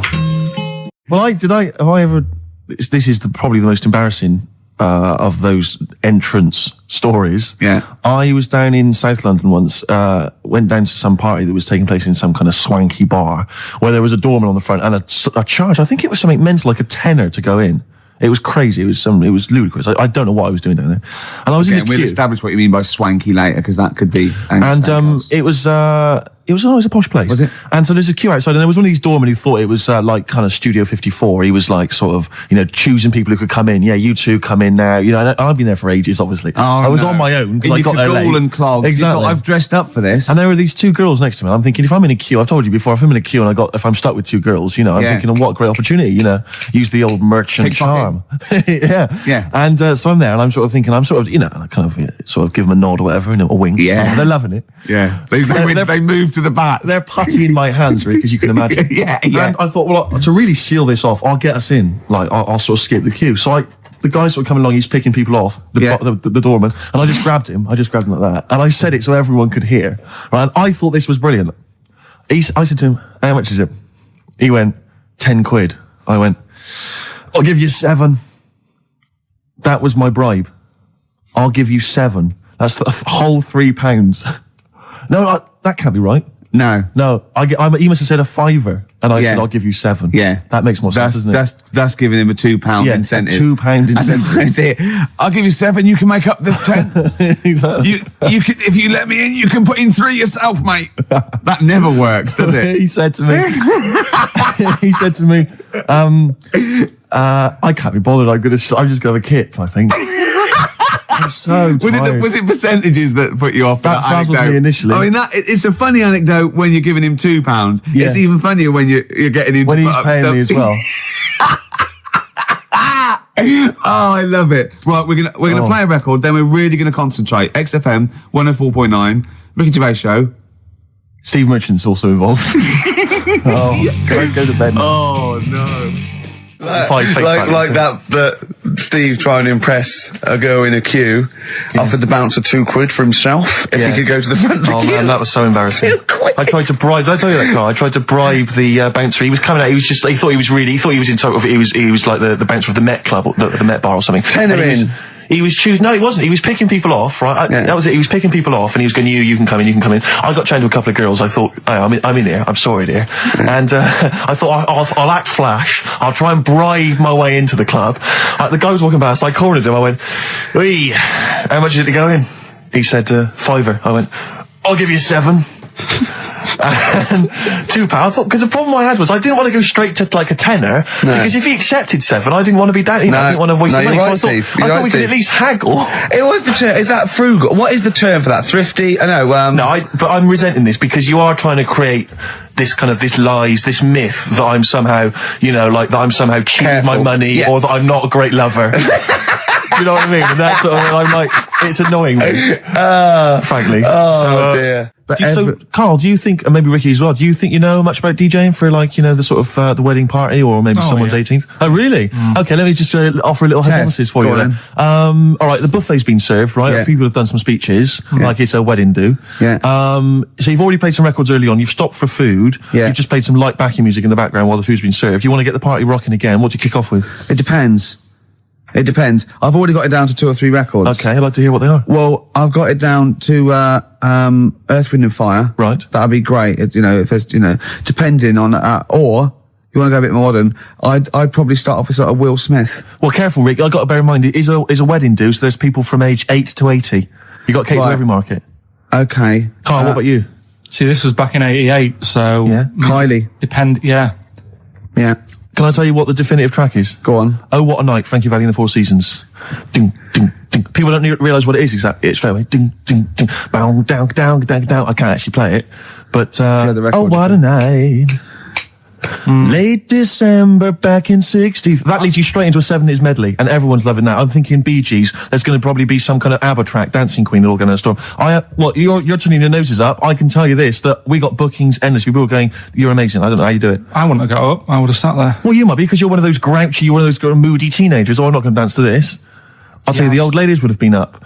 The people with a decent bit of musical taste would be up. No, the first person to get up is a fat lady in a dress with bad ankles and a little kid who's got problems and he's in a little DJ. See, the problem with you two is you're not catering to the market. You're trying to be all sort of bohemian and kind of off, teach people about music and stuff. There's no place for Kylie, not at a mobile disco. Far too avant-garde. All right, kick it in. Grease Megamix. Play a record. Come On Eileen. Have you got Come On Eileen? Play that. What are you going to play? Love Shack. Coldplay. Excellent. Yellow. Well, you never There's say the that. excellent single by Coldplay. It's Yellow. Oh, Yellow. That's Yellow by Coldplay.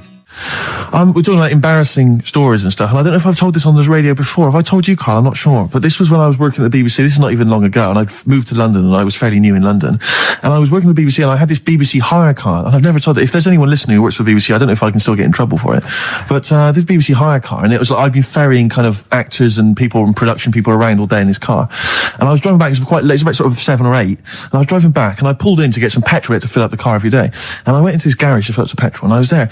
And two blokes came in a white van, right? They pulled into the forecourt, and I was filling up the car, and they went, "Hey, do you want to buy a couple of speakers?" And I said, "Yes, I do." Yeah. Because to tell you the reason, it was like I was so flattered that they thought I'd be the kind of bloke who would A, need some kind of classy speakers, and B, would like to buy them on the sly. Do you know what I mean? Yeah. I thought, they like the They've fact seen me. They've could- seen I look a bit of a hustler. Exactly. Yeah. I'm a street sort of guy. You can see by the way I use my walk. Exactly. Yeah. So I couldn't believe my luck. So they drove behind the garage, the little sort of garage bit at the back, and I went round there, sort of casually went round there, sort of locked the car, went round there. They went, open the back. You had 2 speakers in there. I said, "Are you sure these aren't knocked off, mate?" He went, No. We work for Dixon's. This is the story he spun me. We work for Dixon's, right? And we're delivery men. And if we make a delivery and the person's not there to sign for the goods, then we have to bring them back to the warehouse. But if we can sell them on the way back, then that's really good for Dixon's. Dixon's must love that. And instead of thinking, are you sure some kind of troubleshooter didn't? I mean, did someone go into Dixon's and go, you're not getting in the garage forecourt market? Jones. Exactly. Get a couple of lads in a white van. Exactly. Yeah. So anyway, so I sort of bought this story, and I was a little bit dubious, and I went, right, let me hear them then. And he wired them up to the car stereo, and boom, boom, boom, they're playing. So it was some groovy hip hop. I was thinking, great, these guys know what I'm into. Yeah. And he's giving me the talk and stuff. And I said, I'm a bit worried these are knocked off. He went, no, listen, we got a bloke at Dixon's who can confirm this is fine, right? Phone him up, use my mobile, right? And quote this reference number, right? So I phone out, and I goes, I go, hi, some guys here in the garage forecourt trying to sell me some speakers. Just wanted to check. He went, it's fine. I went, should I just read the reference number or whatever? He went, if you want. And X14, and I'm like, yeah, it's fine. Yeah. Okay. You know what that was, don't you? That was actually Mr. Dixon himself. Exactly. Yeah. Exactly. So I'm thinking, well, they sound great. They're giving me for a knockdown price. I'd say they were like 400 quid. They were like 200 quid or something. It was a good bargain. I was in the market for some speakers as well. Yeah. So, while they were loading them in... It's all kosher. I phoned Dixon. Exactly. I phoned Dixon. That's fine. Yeah.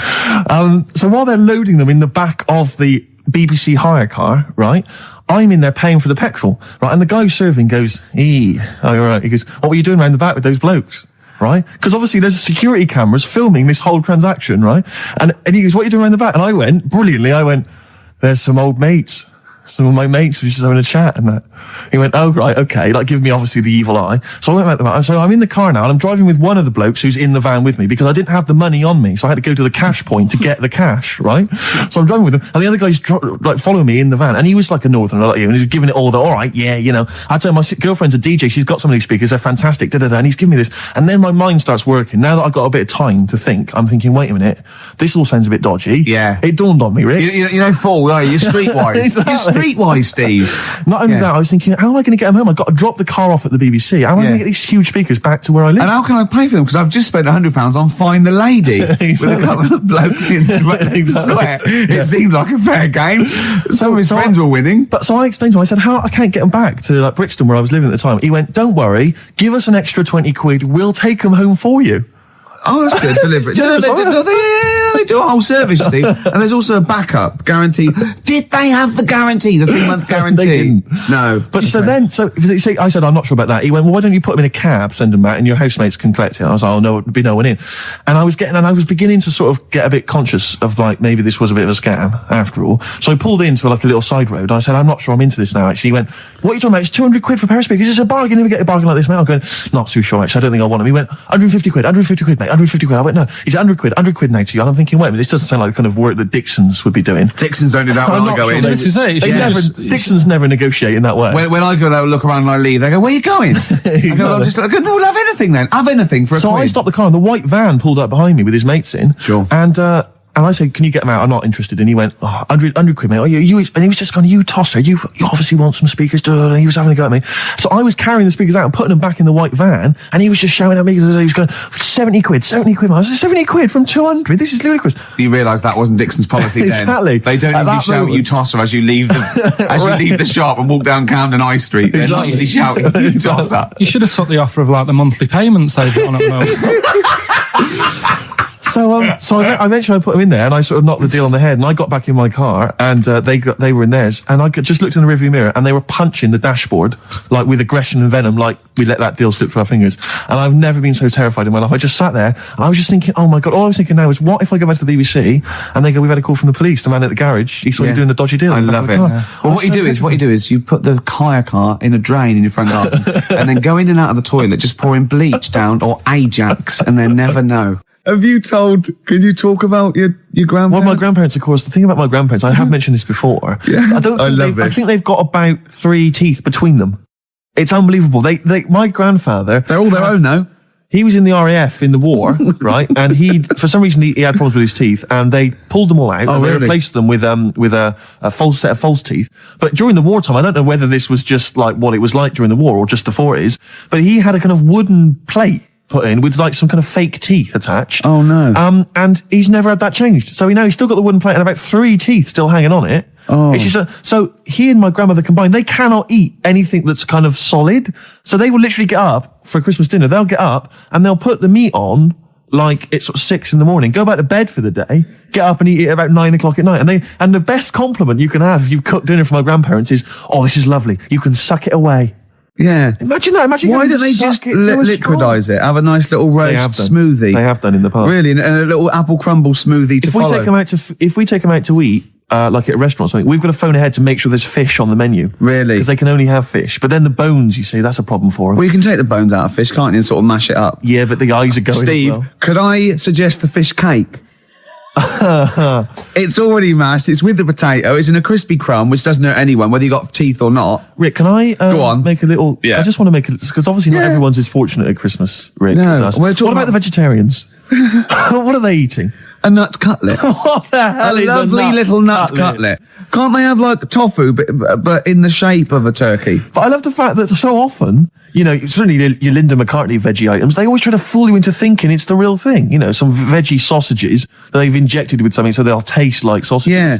Is it true? We're talking about when his dad said that, and then you told me something that I find amazing. Oh, the thing is, it's Christmas. Obviously, I've got to go back to Bristol. I love seeing my family. Well, yeah, I do. But it means I see my grandparents who are, brilliant people. I mean, lovely people, but mental. Utterly mental. And they've taken now there must be sort of 80 a piece. And it is quite an old age, but they're fairly good health, relatively speaking. And they just spend their time in bed. I mean, that's all they do, that's their profession. They've retired to go to bed. And they spend all the time in bed. I tell you what they're like. They're like that old guy, they're like all that old family in Charlie and the Chocolate Factory. Oh, yeah. Remember, none of them had got up for like 25 years. Yeah. And you said that they go to bed and they go to sleep, but then when they wake up, what they do is put an extra pillow so they're slightly more upright, and that's them in the day in bed. That's the daytime thing. But they get them cook and stuff. What they do is they've got about 6 teeth between them. I mean, my grandmother needs false teeth, but refuses to go and have the old ones extracted and the false teeth fitted. So she's working with about 3 or 4 teeth. Oh. My grandfather had false teeth given to him during the war. Wooden ones? Well, it was plastic teeth on a wooden pallet, right, that sits at the top of the mouth. He's still got the wooden pallet, but most of the teeth have come off. So there's about 4 teeth left, 4 false teeth. He's got a set of false teeth that make him look like he needs false teeth. I mean, that's pretty bizarre. So the problem is that they have to get up They get up about 7 a.m. to put on, say, some beef or lamb, whichever they're going to cook. They put it on at 6 a.m, 7 a.m, so that by the time they eat it at 6 at night, they can use the phrase, this is what a good meal is for my grandparents, if they can use the phrase, oh, that's lovely, you could suck it away. You could suck it away. Who wants that from a roast dinner? You may as well blend it up and serve it as a broth. I don't want that phrase coming from old people without teeth. No, indeed. Because it must remind you of your rent boy days. Exactly. It brings it all flooding back. Oh, God. Flooding's the word. Exactly. Should we play a record before we get really disgusting about your grandparents and blowjob? Please. The worst thing we've said the word blowjob far too many times today. And in the same sentence as I can't believe. Anyway. And it's Christmas. Yeah. Oh, dear. You know, I've said in the past to you, Rick, that my grandparents, so I love them dearly, but it's like for the last 30 years they've been waiting to die. I know. It's like they just sort of, it's like, the novelty wore off of life. Life in the 50s. Yeah, they got kind of bored of it. Life, in the 40s, it was brilliant. All sat around the old Joannas, the bombs fell, singing. They loved that. The 50s, that was great as well, because that was the post-war years. It was, it was a bit tight in the pocket, but it was alright. Everyone pulled together. Then the 60s came along, all the crazy music, the funny hair. Let's stay in bed. Exactly. They basically stayed in bed. And it was one Christmas when my grandmother said to my dad, what do you like for Christmas? What do you fancy for Christmas? And this must have been, I don't know, 20 years ago. She said, what do you fancy for Christmas, Ron? And he went, well, I could do with a nice big kind of warm winter overcoat. She said, don't worry about that. She said, don't worry about that, because your father will be dead soon. It's right, you can have his. Meaning my granddad. Well, to be honest with you, my father's still waiting. Which is good news. Good news for my grandfather. Less good news for my dad. He's freezing. He's freezing. He phones up. How is he today? He's fine. Oh, okay. Oh, I'm freezing. It's such a weird mindset, that. I think that to me is what sums up people from that older generation, the 40s and 50s. And it seems to me that you've got that kind of mindset. It's like you were born in the 30s. And whenever you talk of your childhood, it's like you had like a baked potato to take to school. And a stick as a Christmas The other thing is, I think that that sort of generation, it seems that the man is dependent on the woman. There's a total dependence. Oh, absolutely, If she dies, he's done. Yes. He's done for. Just pine away. If he dies, she's got 30 years of pottering. Absolutely, yeah. Do you know what I mean? And going to the youth club and the church. It's sort of like that. It's sad. Of course, it's sad for them, but it's not the end of their life. No, sure. And it sort of is the other way around. I don't know why that is. Yeah. It's terrible. That's a little melancholy thought for. I know. I've really you brought it down. You've brought it down. I've brought it. This isn't a nice show at all. This is terrible. Well, we're going to have people just killing themselves. Yeah. Listen, let me just tell you briefly, this is another example of how people can just exploit you and make fun of you when you're tall. Yeah. I was quite tall. I've always been like about 6'7" for quite a while now. And when I was about 16, I went to a big New Year's celebration in Bristol, where I come from. And everyone kind of congregates in this big sort of part of town, and there's all people dancing around, like in Trafalgar Square. And I was there, and somehow I just picked up a balloon somewhere along the line, one of those kind of helium sort of balloons, and I was holding that, sort of dancing around. And these two girls came up to me, and I was thinking, yeah, okay, it's New Year's Eve, brilliant, that's my kind of party. Yeah. They came up, they went, hey. Once a year. And they said, you going to be here for long? And I went, well, maybe. And they said, it's just that we've arranged to meet back at you in about an hour. I went, what do you mean? I went, well, it's just because we can see you wherever you are. Don't worry, you can move around and stuff. We'll see you with the balloon. Just arranged to meet some friends. I love that. A landmark. So pilots use that. Oh, we're just coming in. That's where we go. When we see Steve Merchant, we'll be descending to Bristol Temple Mead. What's really funny is New Year's Eve, Trafalgar Square, you got a huge column, but they use Steve as like the meeting point. Steve's got a huge column. Brilliant, Rick. Well done. Award-winning comedy from Ricky Gervais. Weren't you in a car park once? Oh no, it was New Year, and we were all gathering up. Like in Trafalgar Square at New Year, everyone gathers and they have a big kind of party and stuff. Well, in Bristol, they do something very similar on a smaller scale. And I was there one New Year, I was with my friends, and I for some reason I picked up a balloon during the evening. I don't know where I got it from, but I was holding this balloon, and these girls came up to me, and I thought, yeah, nice, maybe a little New Year kiss. They came up, they said, hey, are you going to be here for a while? And I said, well, yeah, I probably will. They said, it's just that we've arranged to meet back at you at midnight. What do you mean? Because I was so tall, I had a balloon. I was towering above everyone else. I said, what? I said, we're going to meet back at you at midnight. This is. They said, don't worry, you can go about your business because we can see you wherever you are. This is where Nelson's column is.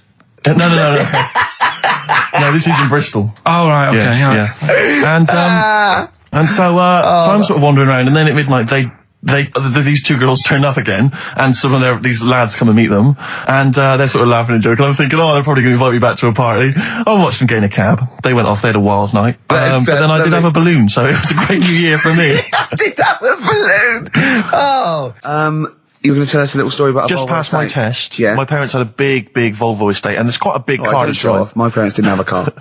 But I know you don't drive cars, Rick, but it's quite a big car to drive if you've just passed your test. It's safe though, isn't it? It is very safe, that was the thing. Yeah. And come from the West Country, obviously, there's quite a lot of windy lanes. No, you're joking, do you? They have cars there. Oh, here he comes. Blimey, Carl. Learned on a tractor, automatic it was. Do you want me to tell it or not? Oh! Don't give up the accent! Oh no, I'm not worried. Oh, go on. Go on. So I went to this You party. never got him being from the north. Not when he's telling an anecdote. He's never told an anecdote. Oh yeah, fair point. Yeah, go on. So I went to a party, and I was quite excited because I had the car, the motor, and there was a chick heading down to the party that I was like, I had my eye on. And I thought, now I've got a car, and going to the party, it's going to be amazing, right? You glass and eye, various friends had said, like, can we get a lift? I thought, yeah, groovy. Yeah, I'll pick up the chick as well, who's a friend of a friend. Yeah. So cruising down to the party in the motor, the Volvo estate, and there's nothing sexier than that. Slipping a little bit of Billy Joel on the stereo or whatever. Something classy. Go children. Exactly. And maybe it was Billy Ocean. I think maybe it was quite a Billy. Maybe it was thing. get out of my dreams, get into my car. Ideally. Yeah. So I get to the party, and inevitably it was one of those house parties where the chick that I had my eye on, she kind of was chatting to other guys, and she wasn't really paying attention to me, and I was sort of... Trying hard to get, was she again? Same old story. Oh, they make me They know laugh. how to tease, don't they, the make me ladies? laugh. Who are they kidding? So I'd follow her like a dog, from room to room. Yeah. And watch her Quite while... literally, sometimes he was barking. Yeah. Go on. And while, just watch her while she talked to other blokes. And then, obviously because I was driving, I wasn't drinking, so I was not really enjoying myself. And then somebody said, should we go and pick up Vera? And I thought, right, okay. And they went, Steve's got a car, let's all leap in there, we'll go pick up Vera. And this girl was like up for it as well, so I thought, brilliant, I'll be back in the car with her, away from all these lads. Yeah. One guy she had her eye on, he came as well, I was a little bit annoyed. Yeah. But anyway, he was in the car, so I'm driving down these country lanes, just driving along, and they're directing me, they're saying, go left here, go right. And then suddenly we stop, and one of them goes, just drive into that field, this pitch black field, right? And I'm sort of, well, it is my parents' car. Just drive in the field, Steve. I'm thinking, well, I don't want to, not seem like I'm a hard, cool, crazy kind of guy, because the chick's in the car. So drove the car into the field. They all leapt out, started running off into the darkness, shouting, Vera, Vera, Vera, where are you? So I'm just sort of sat there in the car waiting. Wasn't Vera Lynn, was it? Because she likes to hide in fields. Bizarrely, it wasn't. Right. It was just, I was just left in the car on my own with Billy Ocean, and suddenly, out of the darkness, they come back holding a Vietnamese pot-bellied pig that they had stole from a nearby farm, and they knew that the pig was called Vera because someone knew the farmer or something. Anyway, so they got this pig, so now they're going, I'll put the pig in the back of the car, we'll take it back to the party, it'll be hilarious. I'm thinking, well, I'm not sure I want a pig and all its, piggy crap in the car, right, crammed in there. But they say, yeah, so obviously I'm thinking again, I don't want to look like I'm, a nerd. I'm terrified of that, Rick, ever happened. Yeah. So, So you go, hey, bring the pig into the car. Exactly. I'm no nerd. Exactly. Yeah, go on. So now we drive off again. I got this pig kind of screeching in the back of the car, and they say, stop again, let's do some cow tipping. And they do that old thing, about the fact because cows sleep standing up, don't they? So you can push a cow over and stuff. Yeah. So they're having a wild time, hilarious. So this time, now we get to a sort of dead end in the road, and they say, well, turn around, let's go back to the party. And I'm thinking, fine. Try and do a 3-point turn in this very narrow country lane, right? Get the Volvo estate wedged horizontally across the road. Can't get it out, just can't seem to sort it out. I don't know what, I'm panicking because there's a pig in the car, right? And, local disgruntled farmers, right? People drunk, partying, probably off their head on some kind of weed. Rick. Was it loads of blokes with pitchforks and flaming torches Exactly. going, burn him. He's playing with our pig. Exactly that. And so that, I was so terrified that all I could think was they're gonna have to send a helicopter to lower a magnet onto the top of the car to lift the car up and put it the right way around. You used to read a lot of comics, didn't you? Yeah. So, do you know what I started doing? What? Crying. Did you really? Yeah. Why? So started crying, just very slightly, started getting upset.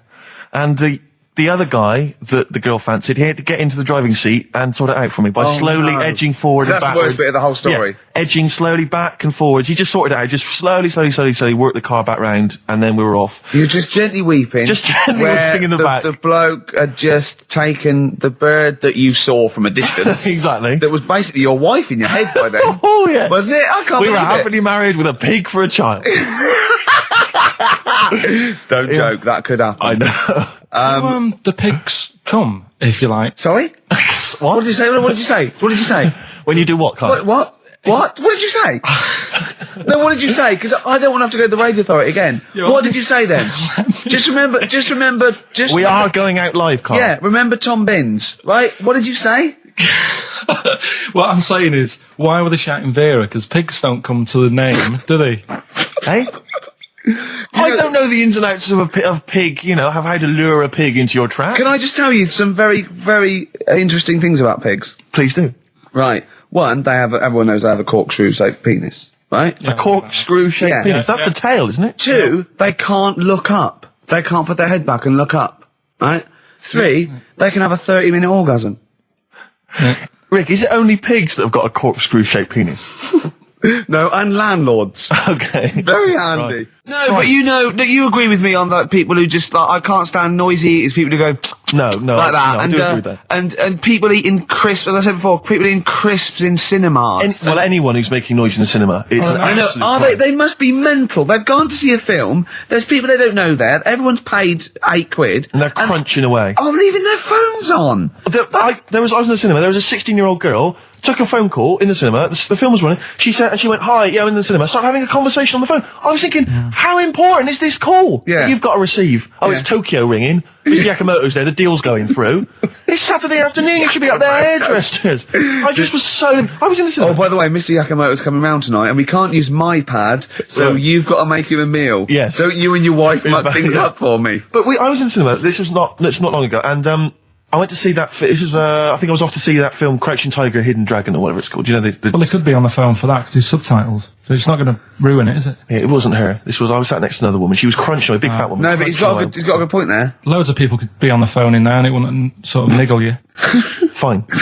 Well, at least we've cleared that one up. Imagine if that was true. Because, well, it's like when you go on the tube and read a paper. There's loads of noise, but you can still concentrate, can't you? He's got you. Do you know what I That's mean? such a great point, isn't it? Right, yeah, because it's so easy to lose yourself in that magic realism world, with all the sound effects and music and surging, exciting noise, and there's a woman clattering on going, yeah, well, I'll probably meet you later, Stange. Should we get some Diamond White in and around by the park? Yeah. Switch off. I do it. Yeah, but we know what you're like. Yeah, you can switch off, Carl. It's like you can turn your ears off. That's the skill you Well, it's have. not the ears, it's the behind the ears. Yeah. It's the process that between the ears and the brain that you can switch Exactly. off, so we can still hear all these things like a cat. But I was in the there was this woman sat next to me. She was a big fat one. She was crunching on some popcorn. Again, that's a crime. Why they're selling popcorn in cinemas? I don't understand why She the needs to noisiest. eat regularly, she's Why fat. have the noise? Why the noisiest food in a cinema? Yeah. I don't understand why that's come about. Yeah. Really makes me angry. Yeah. She's sat there, right? This- Smoothies. We want smoothies without straws. Exactly. The trailer for that film AI, Artificial Intelligence, came on. You remember that? And the tagline was, David is 11 years old. He weighs 60 pounds. He's 4'6" tall. He has brown hair. His love is real, but he is not. Oh, yeah. And she just went, how old was he again? To her boyfriend. Just ruined it. War film trailer comes on for some Pearl Harbor or something. She goes, yeah, I don't fancy that. Just announcing this, don't fancy that. Too many war films. So then the then the opening credit comes on for Crouching Tiger. Before that, that thing that comes up that says it's signed by the BBFC and it has the kind of certificate and everything, and that certificate to say what age you have to be to see it. That came up, and it said Crouching Tiger, Hidden Dragon in brackets subtitles. She went, it's not subtitled, is it? I thought this was the most famous foreign film for years. It won Oscars. It was a huge film. Everyone knew it was foreign. She goes, it went, and so the credits begin. It says Crouching Tiger, Hidden Dragon. She went, stupid name for a film. What? She just She wanted paid it. to see it. She was with her boyfriend. So then it starts, right? And obviously it's in Japanese or Mandarin or something. She's like, and they're all talking in Japanese. Japanese or Mandarin. Whatever it is. So they're speaking in this, Japanese language, Oriental language. And she's going, don't they sound stupid? Hot ching chong chong chong chong chong. Don't they sound stupid? She was going, and then the subtitles come up, and it's quite a weird kind of strange language they talk in. And she was going, can't make the subtitles out either. It's both gobbledygook. just wittering on every step of the film. I totally agree with you, but what I like in your telling of it, I know you're getting quite I was emotional. genuinely livid. But she went Mandarin or Japanese, some other language. And Well, I don't know what else. It's a strange language. It's a strange language. Well, anyway, oh dear. So then I moved. I climbed over several seats, made a big huff of, make a big show of moving. Yeah. Sat next to a guy on the phone, just chatting on the phone. Oh, I'd have gone mental at that. So now I hate that film. I didn't enjoy it. I don't like seeing it. I don't want to even think of it. It's subtitles, isn't it? Well, rubbish. Rubbish. That's why I get videos. Yeah, I should have thought that through, Carl. You're absolutely right. Lamb chop. Yeah, let's play Lamb Chop. This is brilliant. This is from this CD that came out recently with Uncut magazine. Occasionally they put out some quite interesting free CDs, and this was one that had various covers of Rolling Stones songs, and a lot of them were quite shoddy. But this was a brilliant, specially done, I think, for the CD. It's Lamb Chop doing a version of quite an obscure Rolling Stones song called Backstreet Girl. It's just beautiful. Let's hear it. Steve, you got any other toilet-related anecdotes? Rick, my life is just full of toilet trauma. Yeah. And Carl, you may not realise this, but a while back I used to host, this is bizarre, I used to host a radio show on the BBC World Service, right? Now, if you want someone who's the voice of integrity, the voice of intelligence, the voice of a nation, you're going to come to me. That's obvious. And I was broadcasting, so now they've got listeners of something like 50, 60 million people around the world. It's mental, the listenership of the World Service. And I used to host this show with someone It's a big place, Steve. The World? Yeah. You're absolutely right.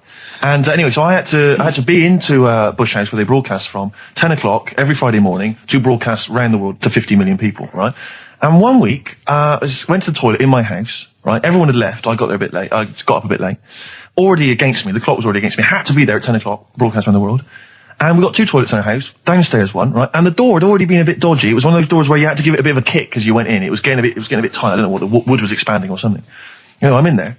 And same thing again happens. No toilet paper. I think, oh God, I'm going to have to somehow kind of make it up. Why don't you check first? I normally do, Rick. It's just on certain occasions when I'm bleary-eyed or something, I forget, or occasionally I forget. Normally I do check. Right. And you've got to bear in mind that it's not like this is happening every week. This is over the course of many years that these incidents have accumulated. So You've condensed them. for the purposes of this anecdote. Sure. Yeah. Yes. And great. You're just brilliant to keeping the pace up of an anecdote there, Rick. You've just drawn in. I don't know where I am now. Anyway, I know where I am. I'm trapped in a toilet with no toilet paper. Yeah. That's where I am. And I'm thinking maybe I peel off some of the wallpaper, things like that. But there's nothing I can do. I got to go upstairs. Well, exactly. But I'm going to have to go upstairs and find Toilet paper. Was there any? There wasn't. There wasn't. Oh. I'm going to have to go upstairs and maybe find a notepad or something like that. And so I try the door. Right, the door's wedged. I'm pulling on the door and I can't get the door open. It's just like it won't come open. And it's already, and I knew it was going to come to this at some point. Like, this is like, the clock's ticking. I'm trying to pull the door open, trousers around my ankles again. And I'm thinking, well, what I could do is I could open the window, I suppose, and like try and climb out, but not really, because I got the trousers around the ankles. And that's Or if it was raining, just stick your ass out, 2 birds with one stone. Sadly, it was a beautiful day, Rich. I call it the World B-Day. And so what I'm thinking is, well, I got my mobile phone in there, luckily, because it's in my pocket. I'm thinking, well, maybe I can phone, I would seriously, Kleenex. Maybe I'll phone the fire brigade. At this point, I need just dried. No, it hadn't. It was. Hold on, was that little puppy not around? Because sometimes you can call that, it's got a little bit wrapped round it. Listen. Or just use the puppy itself. There's 50 million people around the world going to hear my voice in 30 minutes. Exactly. And where's Steve? He's not locked in the toilet again, is he? Exactly. Oh, no. So I'm thinking about phoning the fire brigade, and I'm thinking, like, if I do that, it's going to be the first call that goes straight on the speakerphone. Yeah. For like the entire fire brigade service everywhere. With a butch hero carrying you down over his shoulders with your trousers around your ankles. Exactly. Can I just not pull him up? No, you've got to be taught a lesson. Yeah. But I imagine the idea of phoning up and going, hello there, I'm trapped in a room in my house. Oh yeah, which one is it? Oh, I don't need to know. It's quite small. Is it? Yeah. It's not the toilet, is it? Because we don't want to come and rescue someone who's trapped in the toilet. Which service do you require? Paper? So I think I can't find the fire brigade, the clock's ticking. So then I think one of my housemates is still in the house, but still asleep. So I phone the house number. Right, phone rings and rings and rings for ages. And eventually he answers the phone, right? Gets out of bed, answers the phone, yeah. Hi, it's Steve. All right, what's wrong? What are you doing? What are you doing? All right, yeah. I didn't wait, I know. What are you doing? Just in the toilet. Downstairs in the toilet. Oh, yeah, what are you doing? Well, I've finished what I'm... Have you got any toilet paper? Any bog roll? Yeah. So he had to, kind of scrape together a few bits of paper, and sort of tinfoil or whatever he could find in the house. A cactus. Come down no. Pass it underneath the door, right? And then I said, can you move away from the door because I don't want you to hear me as I'm, wiping the... And so he didn't say that? Yeah, well, I didn't want him to, that's embarrassing. Sorry, that's embarrassing. What were you wiping it with? Not tumbleweed. What do you mean? What noise? I know what you mean. Yeah. No, exactly. Right. So then I say, right, can you smash... Why was he hovering? Why didn't he want to walk away? Will you keep your... What was it? Outside with a glass to his ear? Yeah. Thankfully, there was a window in the door, but it was frosted glass. You could just see my semi-naked body moving around. And so eventually I said to him, look, listen, I'm going to need you to sort of kick the door in. He said, well, I don't want to kick the door in because you're going to have to pay for it, aren't we? I go, yeah, but I got to go to the World Service. Well, yeah. And he was a lovely man. He's the weakest man you've ever come across. It's like if there's one person you don't want to have to throw their body weight against the door, it was him. He's like he'll snap before the door will. So he's smashing against the door. This sounds like a fetish to me, though. He went in there and there you were naked with lots of toilet paper. And you go, oh, you've broken the door down and there I am naked. Again. Oh, you've rumbled me, Rick. I wish I'd not told that embarrassing story on the radio. Like it wasn't embarrassing enough, you've just got to make it slightly more seedy. Oh, so did he get it down? He did it, yeah, and I got to the World Service with minutes to spare. Oh. And interestingly, I told that story to 50 million people around the world. You're joking. Yeah. Did they understand? I think so. I mean, is that a bit of a problem when you're on the World Service, like thinking of things that everyone can understand? Yes. Because you can't. It's a bit like when talking to you, Carl. Yeah, exactly, Carl. I think you're on thin ice there, worried about people understanding what you're saying. No, but you can't talk about stuff that's on the telly and that, because some people say, well, we haven't even got a telly here. Oh, yeah, you're listening to XFM 104.9. Yeah. So let's carry on. Let's continue. Well, absolutely. Well, obviously, Carl was out with me last night, and he saw that I'm, he knows I'm a ladies' man, and that was obvious. Carl, you could see the vibe around me, couldn't you? When the chicks were talking to me, and just remembered recently, actually, I was on a train coming back from hometown Bristol, and I was on the train, and this girl walks on, good-looking girl. I thought, hey, up, a largely empty carriage. I'm thinking, my luck's in, because I take every opportunity, Carl. That's the thing about me, I don't choose. She was a good-looking girl. She sat down. I thought she sat down right near me. I thought, brilliant. As this guy comes up behind her and says, I think that's probably a boyfriend or something, sits down next to her. And I listened in on the conversation, obviously, because I'm pretending to read. It was very clever. I read the same page for hours. So I was pretending to listen. I was listening, but pretending to read. And I realised that it's not her boyfriend or anything. It's just some guy she's met on the platform. And I'm thinking, brilliant. If she's the kind of girl who's just going to start talking to someone, on a platform, on a train, brilliant. I'm going to be in here. Because he was only going one stop. So I'm thinking, what's the worst that can happen? He'll nick off. I'll get chatting to her. And who knows? I could join the... Is there a train equivalent? Foot High Club. The Foot High Club, brilliant. And so I'm excited, I'm listening in. And it turns out that they're both kind of graduates who've just finished university, or they're coming to their finals or something. And they're chatting away, and he's making a couple of witticisms, and she's kind of tittering at his jokes. I'm thinking, well, I'll tell you this, if she's laughing at this kind of material, I am going to blow her away, with my kind of anecdotes and wry observations, Yeah. It was weak stuff, I gotta be honest. Really? He was coming out with nothing. He was running on empty, as far as I'm concerned. Yeah. And she was loving it. So I'm thinking, brilliant, I'm going to be right in here.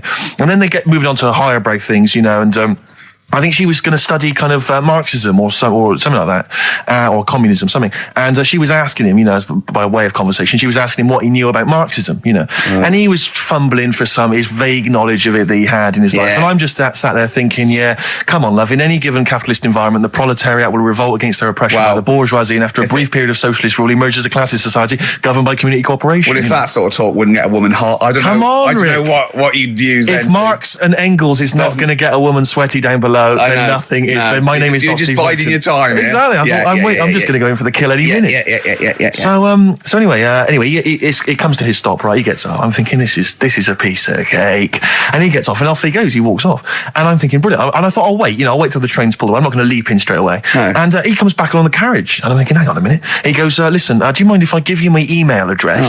Right, and if you want to get in touch, email me. I'm thinking, come on, you loser, get off now. Save your face, please, before it's too embarrassing. She accepts the email address because she obviously doesn't want to hurt his feelings, whatever. I'm thinking, fair enough. She's a good woman. I'm liking her. I'm loving her. I'm thinking that's my kind of girl. So anyway, he gets off. I'm sat there, the train pulls away. I'm thinking, I'll wait a few minutes, I'll just, give her some time. Her phone rings. It's her friend on the phone. And she starts saying, and I was listening in, and she was going, just met a guy on the train. I'm thinking, that's true enough. She goes, he was a good-looking guy. I thought, you're having a laugh, love. To be honest. Because I was looking at him, and she said to her friend, he looks a bit like tennis player Boris Becker. I thought, you should be so lucky. frankly, because I saw him. He had awful facial hair, if that's what makes him look like Boris Becker. Terrible little goatee beard. It was laughable. I thought, I don't know. And then she goes to thing, and she's like, yeah, I met him, we got chatting and stuff, you know. And she was going, it's not often that you meet someone, you know, generally in life, who's, you know, kind of thoughtful and intelligent and funny. I thought to myself, I'm not even going to waste my time with you, love. Frankly, if that's what you thought of him. You just walked away. And I'll be honest with you, I didn't even bother talking to her. No, you were I just didn't even waste my time with her. If she thinks that bloke is not only great looking, funny, but funny and intelligent, and she got on well, and he was polite, and it was a chance meeting, and he thought, and she thought that you were like a freaky looking dork who didn't even have the nerve to speak. That is what she thinks, then I don't want to know her. I couldn't. You walked away, and good luck to you. And I have my dignity intact. Yes, and she's nothing. Well, but no, I have to just say once though. This is my DJing credentials. I was once playing music at a Scout Jamboree. Yeah. When I was about 17, 16, 17. Big gig. There was 1,000 scouts there. Yeah. Right. Yeah. And I tell you this, we were playing on stuff. They were loving it. They were dancing. It was in a big marquee. Right. I slapped on Smells Like Teen Spirit. Yeah. Right. They went mad. They went mad for it. They were moshing. They were climbing up the poles. The organisers were going, switch that off. Right. They're going crazy. And I was there going, no, that's what they like. I'm going to do it. And it was like Footloose. It was unbelievable. It was just like Footloose. Then I came in with Rage Against the Machine, Killing in the Name of. The place went wild. Yeah. And they were trying to get me off the decks. It was like Bill Grundy interviewing the Sex Pistols. And then when the head of the army had you killed, exactly. Like there was some sort of mafia thing, and it was all hushed up. The scouts went there one night with all candles, and they stood by a grave, and that was the end of the film. It was a film, I assume. This genuinely happened. I assume this didn't really happen. Yes, it did. I swear to God, I was playing Smells Like Teen Spirit, and it went wild, and the organisers were going, switch that off. They're going crazy, and I was going, no, it's what they want. Can I say something? It was brilliant. That to me, I've known you for about 4 years, and I've heard all those things. That must be the highlight of your life. Unbelievably so, yeah. You've never had anything that good or exciting since, have you? One day I hope to sleep with a lady, and hopefully it'll slide into second place. Oh look, you're actually a little bit stressed there, aren't you? Because you had to drink last night, didn't you? I had a couple of drinks. Yeah. I was down at Steve's night. He was doing a bit of DJ. Yeah. Went down a storm. And that's why you're all grumpy. What? Do you hear what he just said? What? I was DJing last night. Obviously that XFM evening. Yeah. Hour and a half. My friend and I split the time on the decks. Yeah. What was the word you just used? He went down a storm. We went down a storm. Right, 3 girls. I was walking to the toilets during my set. 3 girls went, you are a genius. Right? What's his name? Dane Bowers? Why? Zane Lowe? Because you played records in a certain order. Yes. No, sorry, Rick, if you can't deal with that. Sorry if you're a little bit jealous, because this time you can't share the award. All right? Dear. But it was my credit this time. You can tell he hasn't been a DJ, because it's not just about... It's not just about that. The songs you play, it's the way you play them. The way you play them, whether it's 33 or 45, very important. Yeah, leave your hand on them as they're trying to go round. But so 3 girls there, charmed by me. They loved it. Yeah. Zane Lowe, XFM DJ and MTV presenter, probably one of the coolest blokes alive. He came up, gave us massive respect. He said, I'm loving your set. He actually used those words, right? There were people coming up, they couldn't believe their luck. It was roaring. We'd stick on a track, people would cheer as it came on, right? My particular favourite, Karl, I think you'll agree, my particular triumvirate, LL Cool J, Mama Said Knock You Out, leading straight into House of Pain, Jump Around, then straight into that current Elvis track that's been re-released, remixed by Junkie XL. I played the original, which I'd already played on XFM before. I'm already there, cutting edge. Yeah. Right? 3 old tracks, you mean? 3 old tracks. In a row? Yep. And I think the words that would best sum it up are, I kicked ass. Great. Rick. All right? Well, I'm going to be kicking some ass today. Hey, talking of DJing. Go on. You know, I did that storming set the other night for XFM. Yeah, sure, yeah. Go on. This was down at a little club, in case you weren't aware of it. Yeah. Anyway, I went to the Sony's the other night. Yeah. Karl Pilkington sidles up to me, slips me an envelope. Go on. 200 big ones in there. Did you get paid cash for that? Yeah. £200. Taxman won't know about that. Cash in hand. No, the tax won't know, because, I mean, obviously no one who ever works in tax is listening to local radio. Oh. Yeah. Well, so... No, the taxman will know about it. Yeah. Because I'll declare it. I would. Put it, it's going straight down. I'll do it when I get home. Do it when I get in later on. And don't write off rubbish that you buy anyway, like, you know. No, I won't. No. I'll do it all above board officially. Fill it all in correctly. And so I'll send it now. I'll send it tomorrow so that you get it early. So it's not too busy for you, sir. Oh, never mind. But Rick, I just need to mention something quickly to you. When did I last see you? I saw you yesterday, didn't I? Yeah.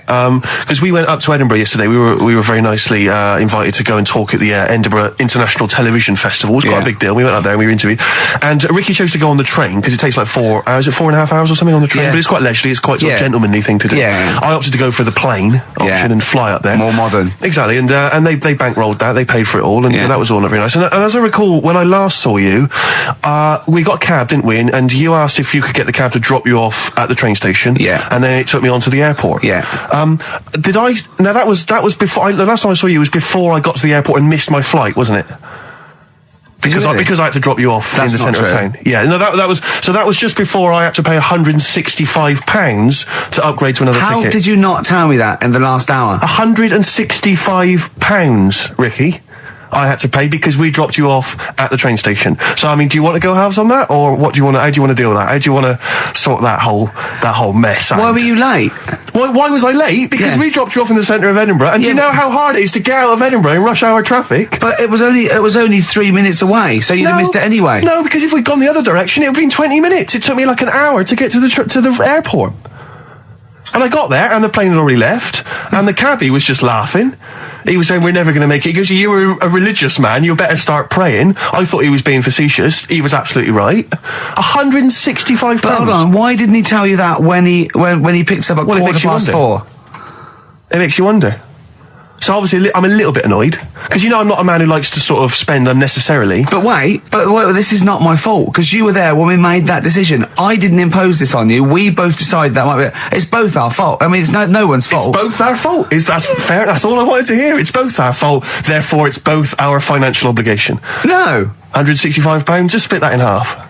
Write a check, Rick. Write a check. It's fine. I trust you. Phone in. I think everyone. This is. You're clearly irresponsible. No, of course I'm not. If you share a cab and then one person's lucky enough to not be late and one person is unlucky enough, and that's what it is, bad luck. I don't think you share the obligation. It's a moral dilemma, this, isn't it? But it's more than that, though, isn't it? Because let's be honest. What?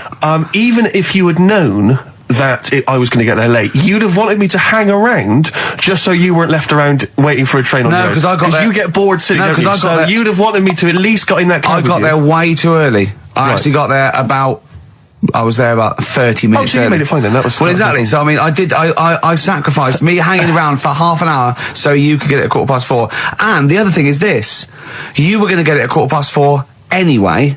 Yeah, but I would, if I'd gone the other direction and not dropped you off in the centre, I would have been there in time. Wow, would we? Well, is that true? Wow. Only God knows. Well, and the cabbie. What I mentioned it to. So, I'll tell you what will cheer you up. I'll tell you what's better than 80 quid. I'll tell you what's better than, shall I? Go on. Music. What, are you paying the whole 165? Listen, look, I've brought in a little track here. Bruce Springsteen off the Tunnel Love album.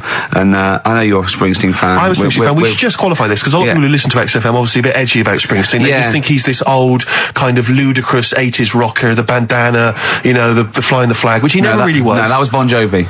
Exactly. Don't confuse Bon Jovi. But seriously, no, do you know what I mean? He did write some great music in the 70s, and he's just got a little bit kind of pompous in the 80s, but he still turned out some amazing tunes, one of which I imagine is this one, Rick. This one's called Brilliant Disguise. Yeah. What about, are you a fan of any of the great English operas, like The Pirates of Penzance? Yeah, Gilbert and Sullivan. To me, Gilbert and Sullivan were like their day equivalent of like Richard Stilgoe getting together with Tony Slattery.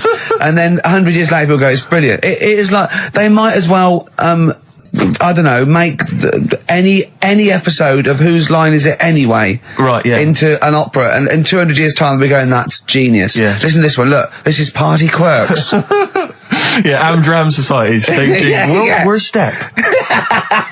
Because I was in the Pirates of Penzance once in an amateur production. You used to like Whose Line Is It Anyway? I did. That was. Although I did watch it when it first came on Channel 4 about 15, 20 years ago. But we did the Pirates of Penzance when I was in an amateur dramatic society in Bristol, the Bristol Operatic Society, Light Operatic Society. I don't know why I was involved, because I can't sing. My audition, I thought, this is how desperate they were for blokes. I swear to God, right, I can't sing. You. Yeah, all right, calm down. And I went in and they said, "What are you going to sing?" I went, "Well, I want to surprise you." They said, "Do you want a piano accompaniment?" I said, "No, I don't think so." I went to the back. I swear to God, I went to the back of the room and I just sang Thumbelina, Thumbelina, tiny little thing. Thumbelina dance, Thumbelina sing. Thumbelina, what's the difference if you're very small? 'Cause when your heart is full of love, you're 6 feet tall. I just did that. And they just looked at me like I was the weirdest freak they'd ever had. Immediately put me in the chorus, because that was how desperate they were for blokes. We staged it, we rehearsed it. I couldn't remember the lyrics. Thank God you were doing Thumbelina. Yeah. Oh, but dear. I couldn't remember the lyrics. What was it for? Was it Gilbert and Sullivan? It was the Pirates of Penzance. Oh. There weren't enough blokes, right? So we had to double up. So some of the pirates had to double up as the policemen who were chasing the pirates. A little bit problematic in the scene when the policemen and the pirates have a fight. That was a little bit tricky. And the worst things, there's this sequence where, like, the daughters of the Major General all kind of like, oh, beautiful, something like, oh, beautiful little girls are we, la la la la la la la. And the women they must have all been over 40. I mean, real kind of toothless crones creeping around in their 90s. Is it the sort of women that buy one of those sort of porcelain dolls from the TV and go, look, I've had a baby. It's not a real baby. It is a real baby. I'm going to stab you. Yeah. One of those. Exactly. It's the sort of women that you'd see maybe on TV's Bargain Hunt. The kind of contestants you get on there. Those are women who sort of, they're in Amdram and they think they've clung on to their looks, but they have never made it in the guy who was playing there's a guy who's supposed to be an 18-year-old prince, an 18-year-old pirate, the Pirate King. He must have been 40 years a day. He also directed the show, though, so he got to prance around in these thigh-high boots. Ludicrous. It was so embarrassing. It was shameful, really. I'd love to go to Amdram. Amdram is a whole other world. It's such an incredible place, because there's so much backbiting and envy and... Really? Oh, it's incredible. It's worse than the real world of theatre and TV. It's unbelievable. Because the same old people get to do it every year because they can hold a note. Can we go along? You would absolutely adore it, Gervais. It is film it, a secret camera. Did I ever tell you about the time that my father, when I was younger, we went on holiday, my dad he bought a little boat. Little sort of wooden boat, make a 3-seater, and he and a friend of his went out with me in the boat. I was maybe 12 or 13. Went out, and we sort of went, so I think we were we had the little motor, outboard motor, chugging out. We just thought we thought this was real seafaring stuff. Brilliant. We'd lost sight of the beach because we'd gone round a corner of like a mountain, or like a, what do you call it, like a cliff. And so we were just round the corner, and there was this boy, just floating in the water. Not a boy, but like a boy. And very tricky to explain that on the radio. It's the same word, isn't it? Boy, a boy, and a boy. Yeah. And so we float past that and we're just chugging along. The motor conks out. Oh, I can't believe it. We have to row back in. So they're rowing away. I'm just sat there. And we noticed that every time we sort of think we've got past this buoy, it just seems to be back where it started again. And we realised that the tide is taking us to, but not taking us out, taking us towards these rocks. And we've just got ravaged rocks. And we were a bit pretty scared because I can't swim very well, or I couldn't at the time. I think when my dad had maybe bought, he didn't, I'll be honest with you, I inherited a lot of things from him, one of which was his carefulness with money. just the one life jacket. How deep was the water? Which I seem to remember he tore off my back and put on himself. So the water's pretty down. I'm not saying we would have necessarily died, but it was pretty scary because the boat, we were going to crash into these rocks and stuff. It was getting pretty unnerving. And so they're sort of rowing like mad, we're just not making any progress. And we're beginning to think that this might be the end. And this boat, this kind of ferry boat, comes chugging by doing tours. Ching, ching, ching, ching, ching. And it comes by, and my dad goes, oh, wow. We were going, brilliant, they can help us. They'll throw us a rope, they'll tow us back in. He was going, you've got to be careful though, hang on, because according to the laws of the sea, if he rescues us, Steve, he can claim my boat. The laws of the sea mean he can claim my boat as salvage. I love the idea of that's like a reward. Doing that. But what I like is, his 12-year-old son might die, he's thinking about the boat. I know, but also, the other thing, of course, is that I like the idea of this ferry master going, Yeah. The boat be mine now, or take your son. Yeah. let me think about it. I need a new bed. That'll be just right. King size. Oh dear, that's lovely. I have to say, this is such a terrible confession. When I was doing a school play once, when I was about that age, 15, right, there was a girl who was in the cast with me, right, and she sort of, she was giving me the eye. I was thinking, well, I kind of thought she was, right?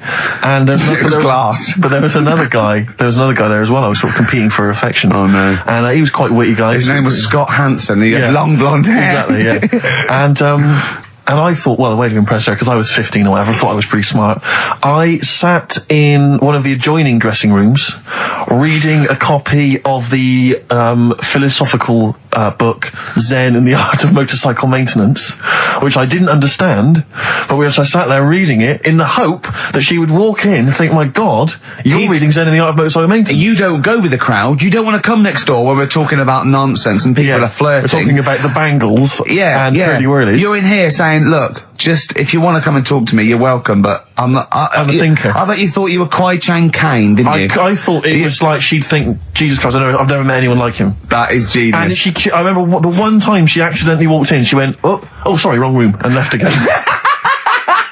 And that was it. Sorry, at 15, so this is about the time you took to wearing a bow tie to impress slightly people. younger wearing a bow tie. I love that. No, I used to watch a lot of Harold Lloyd films. And he always seemed to do very well. I love it. I love the idea of at 15 you going, well, it's time I went to wooing. Right, on with the bow tie. Where's the zen? Where's the pipe and my bow tie? It's a time I got me a bow. Yeah. I love that. But songs are great as well. And the other thing you do, sort of when you're about 15 and 16, is start writing songs about, like, the world's trying to take a piece of me. Hey, you think I'm going down? I'm coming back. I'm against the ropes. They try to drag me down. It's like you want to be Cool Hand Luke. Yeah. They put me in this emotional prison. The man's on my back. Who? They try and take a piece of me. Who do? Well, you're 14. Parents and that, don't they? You're really comprehensive. The teachers. Yeah. I absolutely love it. I still remember a poem. I'll not say his name. We're about 14, 15, and we had to write a poem, and obviously everyone's was pretty rubbish, but we mercilessly took the piss out of this bloke because I still remember the poem, and how he did it is he went through a dictionary and found things with that, and this is a poem, right? Okay, remember? I've remembered this for 25 years, right? The reason why I had to die. Did I bleed the blood of greed? What was my destiny? And when we hear this, we were laughing. I mean, for a year, we would go, what was my destiny? It was just great. I hear it again, I enjoyed the reason why I had to die. Did I bleed the blood of greed? What was my destiny? That's almost as catchy as Monkey News. Oh, God! Oh! I've got some monkey news for you. Let's play a record and come back, and I've got some great monkey news for you, Carl. But, because when I was younger, I remember being outside a post office once when I was about 10 or 12, and finding a purse, and thinking, oh, that's nice. And opening it up, there was some money in there, and a pension book, and so it was obviously an old lady. I found an address, I sent it to her, and my mum said, you've been so good there, you'll probably get a little reward. She'll probably send you a little reward. Nothing. I got maybe a thank you note, but no cash, no moolah, nothing. Really? And I was livid, because I'd been told that I was going to get a reward. I thought I've been a good Samaritan, nothing.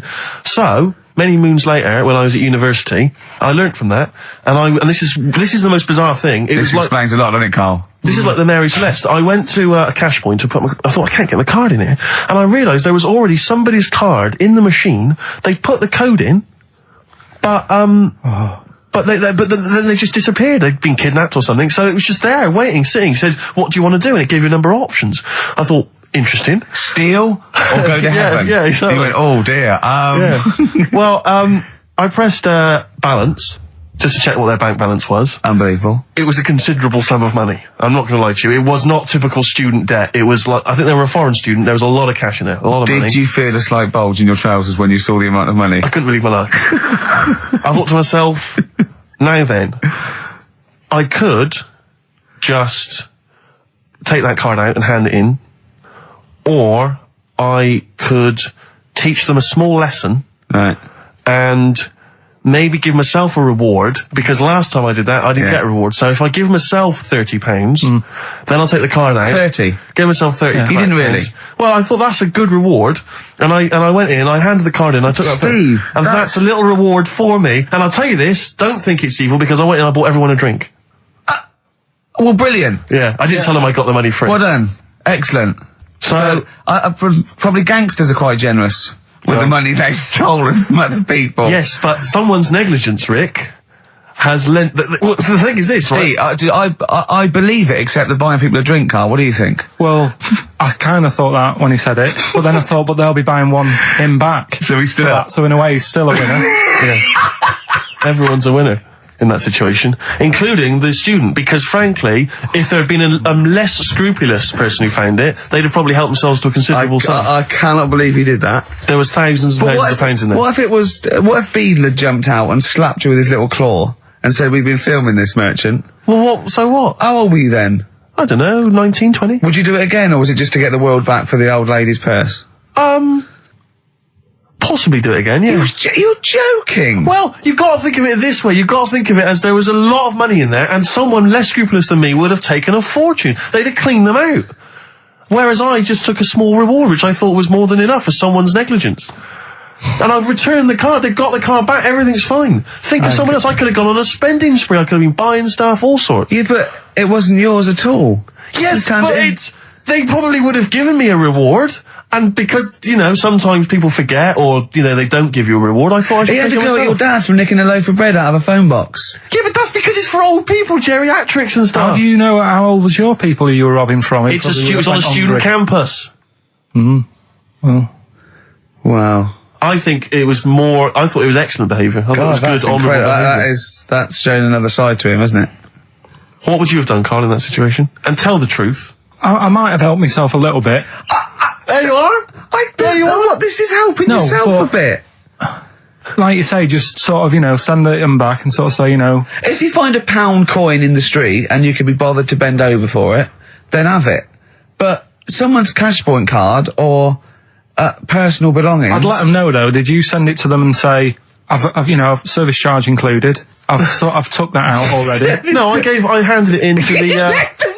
What do you mean you'd let them know? I'd say, you're lucky here. Right, I just took, I'd probably say 20, actually. Okay. Because that's just like one note. Sorry, right, okay.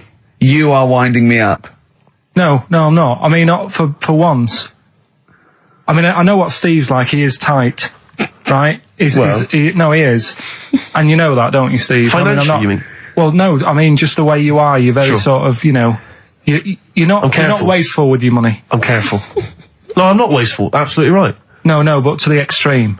Not towards the extreme. Not towards the extreme. No. Look after the pennies. The pounds will take care of themselves. All right? Simple to remember. Good advice. Yeah, all right? But the thing is, right, I know that I take the mickey out of you for, the way you look and stuff. Sure. Right? Well, I'm right back at you. But the thing is, you can't help that. Absolutely. But I'll tell you something that women don't like. Sure. And it's fellas who are tight with the money. Sure. I'm not frugal with money with ladies. I'm frugal with money with you. Well, I've got no reason to splash money out on you. I've never seen you splash money out. Well, you've never been out with me. Steve, have you ever splashed out on a lady? No, but I hope to one day. The right lady. Play a record. Sorry, just suddenly struck me something. I don't know if I mentioned it before. You mentioned that you tried to catch your guy out when you came back once. You opened the door really quickly to see what he was up to. Did I ever tell you when I was at university? Now I'm very tall and I've got enormous feet, size 14, size 14 shoes. And when I was at university, everyone, it seemed to me, was wearing Dr. Martens. It was like you had to wear a pair of Dr. Martens. It was kind of the rule. Dr. Martens was too big for you. Yeah, so that's a big pair of Dr. Martens. That's where the myth of the old woman who lived in a shoe, I think, came from. People with my size shoes. Anyway, I just literally kind of moved to university. I'd been there for literally a couple of months. And obviously in that first period, you're quite keen to kind of, reinvent yourself, strike yourself, try and give an impression of perhaps being quite sophisticated, worldly, cool, all those things that, you've left behind all your childhood friends, so you're trying to, develop something. But you didn't bother, you didn't? What, sorry? You didn't bother? No, I was working hard on it, and I was kind of, I was doing alright, and I had a tie-dye shirt, I was looking good. And, so I was trying, working hard to try and seem kind of cool and not freakish. And I came back from studies once, and I came in, and there was a little old cleaning lady that kind of would always come in every day and clean up our halls of residence. And I came back, and my door of my room was open, and there was like a little huddle of people just peering in, right?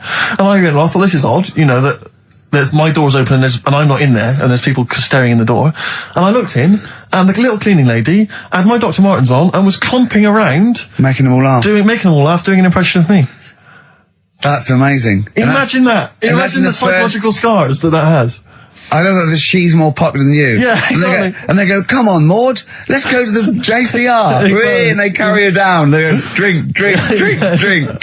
And she goes to, Steve, you better have that spotless by the time I come back. You go, all right, I will. All right. But what I like is the fact that I'm sure that that's not part of the cleaner's code. The cleaner's code is you don't have the keys to everyone's room so you can go through their belongings and play practical jokes. I mean, surely it's a kind of, there's a trust. She must have looked like a wall bracket. I went bowling with him once the first time, and we went bowling at this place. Where was it? I mean, Finsbury Park. And I'd never been before. And he goes, you got to wear special shoes. I went, all right. He went, so. He goes, have you got size 14? And she went, yeah, I've got one pair. And she put them on the table, and they look like crusty. Honestly, honestly, it looked like. It was. I just started laughing because they're so long and thin anyway, and they're multicoloured, aren't they? They're two colours, and it looked like Krusty the Clown's feet. And then this teacher just went, all right, 14. That is big, isn't it? It's a huge size shoe. You're right. Yeah, And it was just the one cleaner in them. just the one. Sadly. She did have loads of kids eventually and brought them up in there. You were talking about renting an office. I'm a little bit intimidated because I'm just at the moment thinking about trying to buy a flat or something because I'm just tired of pissing money down the drain every month. I know. Yeah. And but I'm really petrified. I've put it off because I'm really gullible. When I'm confronted with anyone in a suit who sort of knows what they're talking about, they can sell me anything. I'm intimidated. It's like, you know, you're supposed to go in there and you're supposed to sort of act like you're the guy with the money. This is what I want. This is what no. But I go in there and it's like I'm afraid they're going to say, clear off. I don't want to sell you a house. I'm not interested. Have you ever thought of like really putting on sort of like some sort of cool air? Like, sort of like kicking the door and going, what's that? Is it like, you'd be found out in 30 seconds, wouldn't you? Exactly. You'd go in there, you'd stub your toe, and they go, what do you give? I can't put my toe, I've got my toe. Exactly, yeah. Brilliant. Just tapping the walls. Yeah, tapping the wall. What's the rates? What rates? I don't know. Well, do you remember, I don't know if I told you before, I wanted to buy a laptop computer, and everyone said, go up Tottenham Court Road, and I was reading like magazines and stuff, they were saying haggle, make sure you haggle, make sure you're planning to haggle, get the best deal you can. And I found a shop which was selling the computer I wanted, and I went in there, and I had this whole plan in my mind of what was going to happen. He was going to say, like, it's worth this. I'm going to go, well, look, I can get it cheaper here, I want to buy it from you, I'm going to haggle, and off I went. So I went in the shop, and I said, yeah, looking for this, interested in this Toshiba. How much is it? He went, it's 1,500 quid. I went, sure. I said, I'll give you 1,300. He went, it's 1,500. And I said, sure, but I'm willing to give you 1,300. He went, 1,500. And I was done already because he hadn't even begun to haggle. And I was assuming he'd at least go 1,400 and we could start, but nothing. So now I was screwed. My whole plan went out the window. Yeah. What did you do? Just leave? No, I said to him, the thing is, I can get this computer cheaper down the road, but, you know, I like what you're providing here. I like your service. I've had good stuff about you. And it was amazing. I said, I've heard good stuff about you. And he went, I said, seriously, I can walk down the street, I can buy it there for cheap for like 1,400. And he went, well, see you later then. And I was like, right. So I walked out the place. I said, well, I'm going to have to leave then. And I walked out the place, and of course I wanted to get it from there because it was still the cheapest, so I had to walk back in again. I went, yeah. I've just had some second thoughts. Listen, I'll tell you what, I'll pay the 1,500. Can I get a free carry case? He went, the carry case is free anyway. I said, I'll take it. The carry case is free. I got anyway. nothing. No, but how much would you charge for that if it was on sale? Carry case a tenner. Well, let's just say it is a tenner. Give it to me for free. And he went, no, it's a tenner. And you went, well, you said it was free a minute. Yeah. It's just pathetic. That is lovely. It's having to walk out making a big statement and then come back in again. Oh dear. So I'm really scared. I feel like I need someone to come with me and do all the talking. You know what they're talking about. Because I'm not going to be able to tell if there's subsidence or if there's damp or... No, but you don't do that. Don't I? Is that not my responsibility? No, you get a survey done. Sure. And they charge for that, and then you don't have to go around doing it yourself. Right. Could I make a saving if I did it myself? Yeah, this should be all right. Yeah. This is a hole in the wall, Steve. Yeah, but what's a hole in the wall? Put some newspaper over that. Chaucer's day, that was the toilet. That'd be fine. I'll tell you, you're going to go along later to the Live 8 gig and you're probably going to see some bands that are going to make an effort to entertain you, but if you want entertainment, Rick, you know it. There's only one person to book. Go on. Me. If you have perhaps something to do, because I'm obviously a top DJ on the radio, but where I really come into my own is DJing in any kind of club environment. Well, you told me you were DJing, I didn't go to it, DJing at a party, and you said the place was rocking. The place was roaring. And I loved it. Carl just said he was there and they weren't. Well, that's nonsense, Carl, because you know very well that when I'd put on a tune, they'd cheer. Yeah, but it was late on in the night. They would have done that, whatever you put on. That's nonsense. No, they were happy and everything. I'm not saying they weren't having a good time. It was your party. It was all right, but they weren't going mental like you're sort of making up. They were definitely going mental. When I put on the Proclaimers, they could not believe their luck. They would have walked 1,000 miles. Was it good though? Were they really? What were they doing? Were they They were dancing, were they? Dancing and that, but they weren't sort of cheering, going, more and all that at the end. What are you talking about? Oh, Take On wow. Me came on. The big cheer went up. Oh, I don't know who to believe. I've been there, done it, Steve. I've been the DJ as well. I know. Oh, it might be jealousy. It might I think be it's like professional jealousy there. Yeah. I think it's because my fortunes are on the up and his are on the down. We all know famously that he had Pilkington making music. his Didn't DJ happen. outfit. Didn't happen. I did enough. I just wanted to do enough to pay for the equipment. And I did. And that was that. But I don't like crowds, do I? But you're safe, aren't you? You're behind the little thing with the flashing lights. But there's still a lot of people and that. Forced fun. Don't like that. Forced It's fun. not forced fun. They haven't got to It dance if they don't want to dance. Yeah. Don't like it. What do you mean your fortunes are on the up? Anyway, DJing. Well, I'll tell you, I was hired. Well, I say hired. I did it as a favour to a friend. His wedding the other week, and I got there. I was thinking, because everyone had their little role to play, and then people were doing a good job. I love you taking it seriously. And I did. I going to a spent wedding. ages putting together some CDs, special selection CDs. I love that. Because what I did was I burned them on iTunes. Did you turn up with your own headphones round your neck? Own headphones, wearing a suit, but headphones. Metal case. Didn't need it. Just had them all in one small box. Brilliant. Boom. I thought this is good stuff. I got some classics here. Give me an example. Give me an example of that, like the first hour, the warm up hour. Rick, I'm coming straight in with Frankie Valli. Oh, what a night! Brilliant track. I mean, when those beats start at the beginning, who's not getting on the dance floor? Wait a minute, what's this following up? Go on. It's the Jacksons. What, I Want You Back? I Want You Back. Brilliant. It sounds good at the moment, Carl. Yeah. So Go on. I'm thinking, I'm gonna roar this, because they laid on a good spread. The ceremony was nice, food was nice. I'm thinking this is going to be the piece de resistance. Yeah. Alarm bell started ringing. Why? When I realised there was a marquee outside. Of course, it's a balmy summer evening. I'm stuck inside on the dance floor. So I'm thinking I'm going to be struggling here to get them in. Even with flavours like this, I thought I'd struggle, Rick. So I'm sat there in my suit. I'm sat behind this little DJ console. I've got all the big numbers. There's one or two people making some token effort, but frankly, most people are outside everywhere. Oh, no. I was livid. Of course, they couldn't hear it out there. So I was playing to an empty room, really, and I was furious. I was absolutely furious. Because, I mean, what is, they're wasting my time. They're wasting, now I could have just stuck the CD on and They're gone out. wasting Frankie Valli's. Frankie Valli's They're time. wasting the Jackson 5's They're time. wasting, D-Light's time. Yeah, yeah. And so I'm sat there, and there's a couple of people making a cursory effort. Mainly when they come to get a drink from the bar, they might have a little quick, couple of twos. You shout, we don't want your Not lot. interested. All of you or no All one. of you or no one at all. And then there's a microphone set up because people have been doing speeches. This little girl gets on the mic, right? It's being funneled through the speaker system. So every time I put my headphones on, Not Miss Dynamite, was it? It wasn't sadly Miss Dynamite, although she decided to have a little go at MCing. She was screeching a little head How off. old is she? Oh, I don't know, 8 or 9. At their most annoying. When children are their most annoying, because they got a bit of confidence there. They're a bit cocky. They're not shy anymore. They're a bit arrogant. Yeah. She's screeching her head off, so I'm playing, and she doesn't know it. your face! I'm playing into the groove. No one's getting into the groove because she's going mental. She's just going, what's this? What's this? I don't know what this is. Play something I know.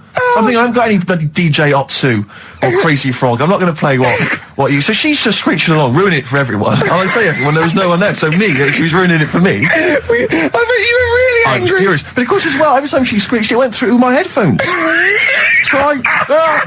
So of course and then her dad comes along, right? And I'm thinking, all right, he's seen I what's just happening. imagine you in your suit, sweating, getting annoyed at someone Livid. ruining your set that no one's listening that no one's to. listening to. I think, her dad's coming over. He's going to put pay to this. He's realised that, she's causing a disturbance. He comes over there, joins in. No. Sits her on his lap. He's just saying she's having a well of a time. I'm thinking I'm furious. I'm thinking it's his responsibility to shut her up. He's not Yeah, going to do anything. I What can I agree. do? I can't step in. No. And I know very well that if I interfere, he's going to say, oh, well, she's enjoying herself and no one's dancing anyway, and we've just got into a fracas. Yeah. I didn't want to start a fight. No. Because So, I don't know, but he'd have knocked you out, wouldn't he? Someone would have got knocked out. And I'm not saying who it would have been, but, but there were, to bear in mind, Rick, there would have been 2 of them. And so I didn't want to get into a fight with them. And anyway, so I'm playing. Anyway, so my friend came along. He realised what was happening, and I didn't have the guts to unplug the microphone because he'd have known. You see. Yeah. So I got my friend to do it when she had her back turned. So he pulled the plug out. The microphone went dead. She went, "What's going on?" I went, "I don't know what you're talking about." I said, "I don't know." She said, "Where's the microphone?" I said, "You must have broken it." I don't know what's going on. Someone will probably make you pay for that. Anyway, at least we shut her up. That is great! But it really went from bad from worse. And You know, there's that thing when you panic, you start panicking, so you're putting on a lot of flavours that you would have saved till the last hour. What are we talking? Boom, You're boom, shake. Exactly, you're throwing him in early. Love Shack's coming on way too soon. Really? Oh, Love Shack before 11. It's heresy, but I had to do it. But anyway, in the end, I made the bride go and get some people in. I said, look, it's your special night, all right, and they're going to enjoy this. I'll be honest, love, this is a washout, and it's up to you Exactly. to turn this wedding around, or I'm walking. And I tell you, they're going to have a sour memory of this evening, unless you bring some go people and in. get everyone in dancing. So she got him in at the end. Brilliant. And I'll tell you this, Carl. I mean, I don't know what you say, but they were loving it. They were absolutely loving it. A bloke came over and said, have you got Amarillo? I said, no, but I put on something even better, Delilah. Wedding crowds always go for Delilah. A song, of course, about old man killing his wife. It always goes down very well, strangely, at weddings. They get into a sort of hokey-cokey thing. They went berserk for it. And I was following it up with, I had the monkeys, I had all sorts going on. Brilliant. Of course, you know what happens. I'm going great guns. People are absolutely loving it. They're rocking it. I throw in, I had something cracking on at the end. Come On Eileen, of course, was on. People were going berserk for it. Which is unfortunate because the bride's name was Eileen. Yeah. And then the bride pipes up. I'm throwing the bouquet. So they all traipse off outside again. I was furious. Oh, no. I plugged the microphone back in. I said, what are you doing? We got, but they went out. Then, of course, you can't get them back once they've done that because all the women are running around. I got the thing. And then they got to wave everyone off, throw the confetti.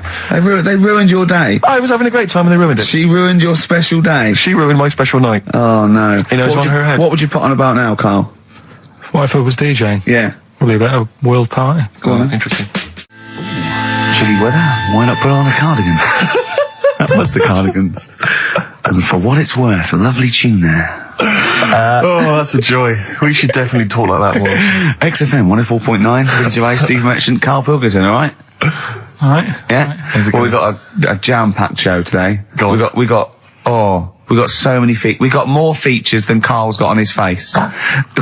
which is about the same as Morph. Yeah. Very few. It's just really a head, isn't it? A little. That's where I've seen him before. More. On Take Heart. Yeah.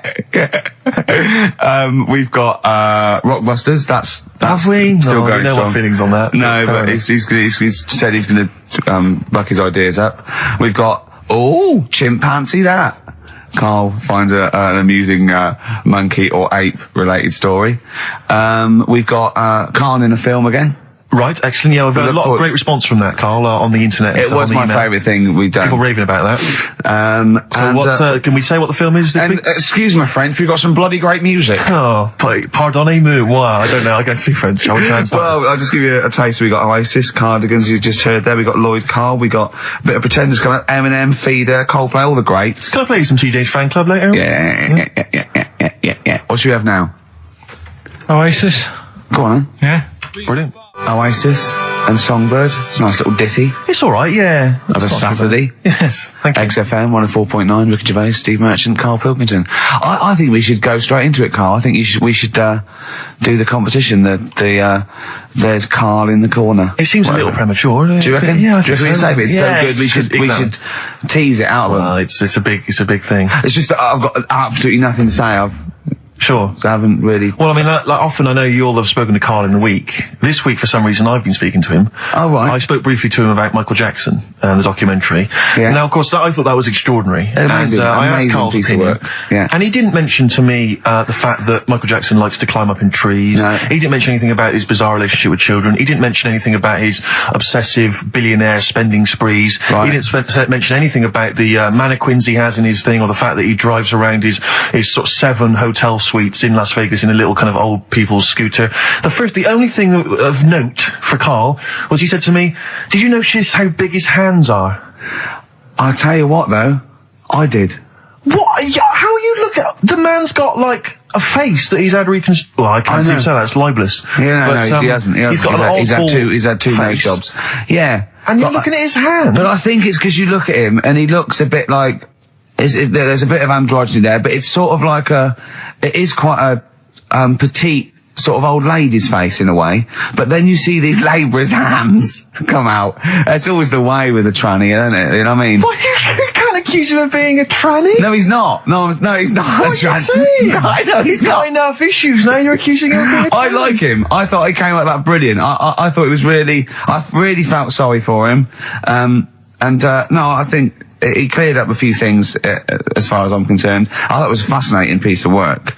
But I did like the shopping spree. That was great. Extraordinary, 'cause he's just got going such around bad just taste. pointing. I know it was bad taste, wasn't it? It was like one of those bazaar shops. You know what I mean? There's anything, sort of a gift shop, but they're trying to make it look like Ming. But if it's sprayed gold. If he'd been living in a trailer park, he'd have been ordering, one of those porcelain dolls dressed like a Harley Davidson bike rider, or an Elvis commemorative plate. It was the kind of billionaire equivalent of that. But the hands were a giveaway.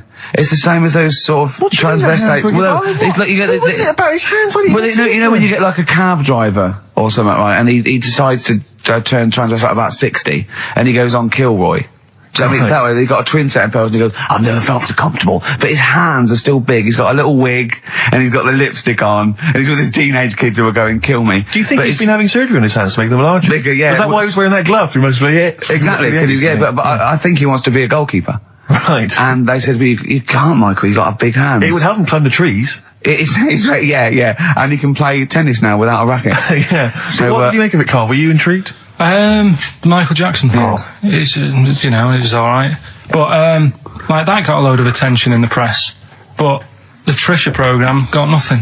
Okay. Which, I know, Steve called me up in the week, right? 10 o'clock in the morning, I was at work. And he goes, You think so at 10 o'clock? Preparing this show. Most people go to work about 8, 9. You're watching Trisha and that? I said, no, what is it? He goes, oh, you'll be loving it, right? Freaks. Was it, Help Me, My Mum's a Freak? Siamese twins. Right. So I couldn't watch it, but he said, it might be on again, because they repeat stuff on ITV2. Right. So I had my dinner late, right? Instead of having it at 1 o'clock like I normally do, I had it at 2:30. Yeah. Sat in the office, put the telly on, ITV2. These Siamese twins. Did it blow your mind? It was amazing. We talk about a lot of things on the show quite a lot. The Airy kids crop up a lot. I was waiting. It's been 10 minutes and you haven't mentioned the Airy kid. Right, and last week we were talking about Siamese twins, weren't we? So it was weird that this programme was on, but it was amazing. I mean, what I think you can't refer to them as Siamese twins. I think they're known as conjoined twins. Why? I think Siamese is maybe considered derogatory or as an old antiquated phrase. Yeah, I think it's because the first famous ones were actually from Siam. Right. And that doesn't exist anymore. No, it's conjoined, Carl. Yeah. Get the phrase right. But you think that if that's happened to you, that wouldn't be that sort of offensive. The names that you must get called. Right. You think that's the least of your Siamese worries? twins, I'd say, well, that's, Now, were you stunned by where they were connected? Just live with it, we'd say. Right. Because they were connected, of course, at the forehead. Oh, Sort of, which was quite extraordinary. God. What if one had bad breath? That wasn't a question that Trisha asked. Annoyingly, because I know that much of the audience was thinking that. There's a few things that didn't crop up. What questions would you have asked of them? Because what things did you feel weren't mentioned? I'd love to just watch Carl watching amazing things. Exactly. Do you know what I mean? It's like early learning thing. Mouth slightly open. Yeah, mouth open at dribble, looking round to see if anyone else has seen it. That. Like when a cat sees a bird land on the balcony. Exactly. It can't believe its luck. I'd probably say, how do you buy her a birthday present? A surprise gift, yeah. Because everything's ruined. Sure. Right? I'd probably ask... Yeah. Well, did you not think it was interesting that one of them had a boyfriend? Well, that was a bit weird, wasn't it? Uh-huh. But what was the other thing that I was thinking when I was watching it? I was thinking if one got into crime and that was sent to prison... Right. What would happen? How would you handle that? It's brilliant. It is brilliant. If a chimp could talk. And what was the other one? The other thing was, what did he talk about? Because it's not as if you can say, well, guess what I did today? Do you know what I mean? Yeah.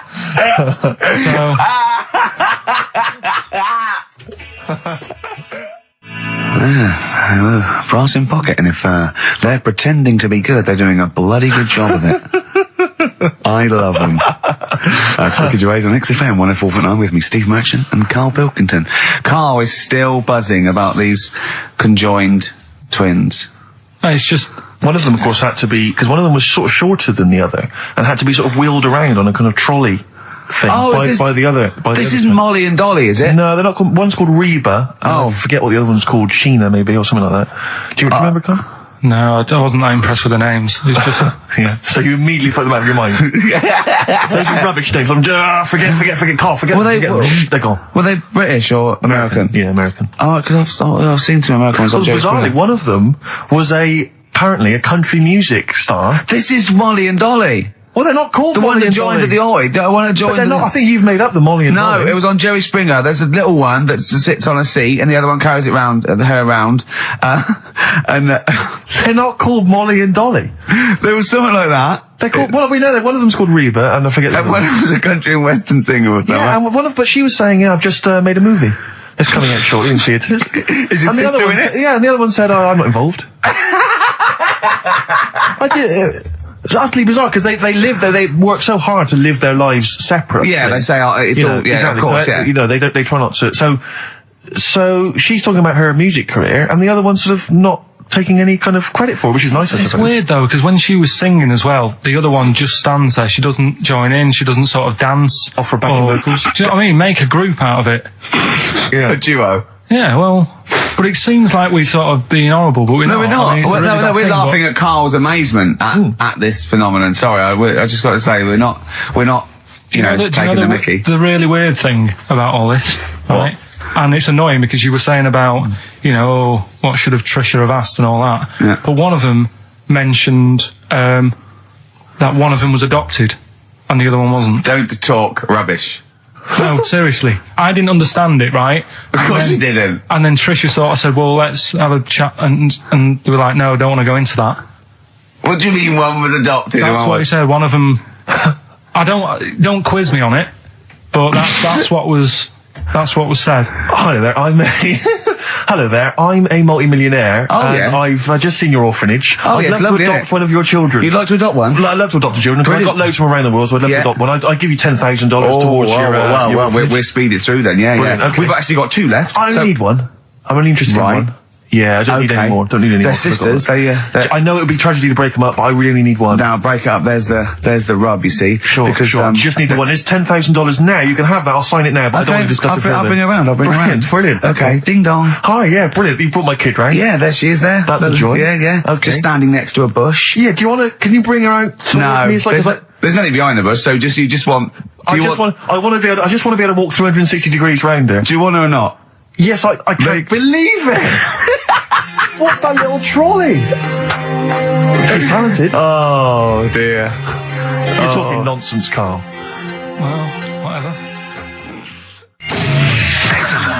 Feed her. That's it. Just the way I'm feeling. XFM 104.9. Ricky Gervais, Steve Merchant, Karl Pilkington. It's time for the newest quiz in town. This is where Karl inserts himself into a seminal film. Last week, it was the little kid in Sixth Sense. You remember? To great acclaim. The critics loved it. They said a triumph. This week, he's fiddled with The Graduate. This is the scene where, of course, he goes upstairs to the hotel room, and it's on the cards. She's a dead cert, Mrs. Robinson. Well, Here we go then. So, are you ready for it? I've brought some condoms from home that Suzanne got for Christmas. Benjamin, What? will you bring me a hanger? A what? A hanger.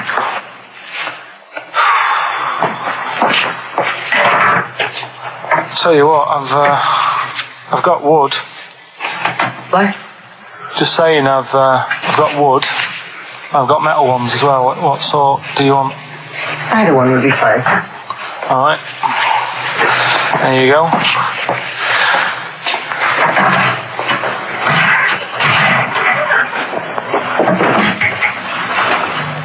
Are you afraid of me? No. No, I've seen weirder things than you. Have I ever told you about the 2 lads I went to school with who had big heads? Webbed fingers as well. But not related and weren't mates, but both had the same thing, which is a bit weird. Yeah, I've never found out what was wrong with them. Can I ask you a personal question? as long as it's not about my head being round, because Ricky's always going on about that. He's saying I've got a round head. Well, you can admit that, can't you? No, it's. I'd say it's a normal sort of shape. It's just round. It is, isn't it? Yeah, but what do you mean? So is yours. Head should be round. It's nothing to be ashamed of. I'm not ashamed. It's just a normal shape. Mm-hmm. And you can talk. Look at your saggy arse. Anyway, get your knickers off. Hello, darkness, my old friend. Oh, that was a joy. Oh dear. It was an absolute treat. Now, I should say that obviously the prize is a copy of The Graduate. Now, bear in mind that XFM is giving away these prizes. Yeah. Carl is so cheap that he wouldn't even buy it on DVD. He's bought it for $6.99 on VHS. It'll be panned and scanned. It won't be widescreen. There's none of the extra features that you get on the DVD. Oh, look at Carl's face. He's gutted. Carl, did you pocket the rest of the cash? No.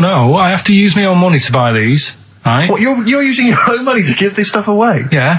So I had to go and buy that. XFM is so cheap, I I know. understand. Right? I know. And it's not worth having it on DVD, is it? 'Cause Why not? It's an old film, so. So the quality is. Do you know what I mean? They can't really tidy it up. Of course they can. They do it from a print. They don't do it from the video. They don't get the video and go, let's make it into a DVD. An old Betamax copy that someone had knocking about. Well, anyway, you It's can. the same film, though, isn't it? Fine, okay, well, yeah, you're right, it is yeah. the same But anyway, film, yeah. you can win $6.99's worth of The Graduate. The question, and it's email only, Steve, it's not Steve, it's ricky.gervais@xfm.co.uk. The question is, name the actor that Carl was taking the place of in the film, and of course the actress that he's performing opposite. ricky.gervais@xfm.co.uk. Lovely. Got to play something from the. I would love to. It would seem appropriate. Yeah. Dear Mr. Simon and Mr. Garfunkel, please, let's not have the sound of silence. Let's have some more beautiful music. Get that together, please, quickly. That's I think you should do every single link on it. It's the best bit of the show. That's on XFM 104.9. Are we going to have time to play the clip again before, before 2 o'clock, let's say? Are people not listening to the question? Is that what you're... Some people are not listening to the question. Oh dear. Okay, we'll play it again at about 2 then. And personally, any excuse to hear it again, because I thought it was a treat. I think Carl should go out and get the DVD. I think it's embarrassing to give away the Yeah, the you have to VHS. get it. You have to go out and buy the DVD later. Carl, on the DVD, it's got a booklet, it's got an audio commentary, it's got behind-the-scenes features, and it's got this pristine widescreen version of the film. You've got some cheap $6.99 version. Yeah, and on so VHS. because you were being mean, because it was your own money, you're gonna have to waste that now because Yeah. no one wants it. So it's gonna cost you twice as much as it would have done if you just got the DVD the first time round. A valuable lesson learned. Yeah. I've rewound it. There's a penalty if you've not. No, you haven't rewound it.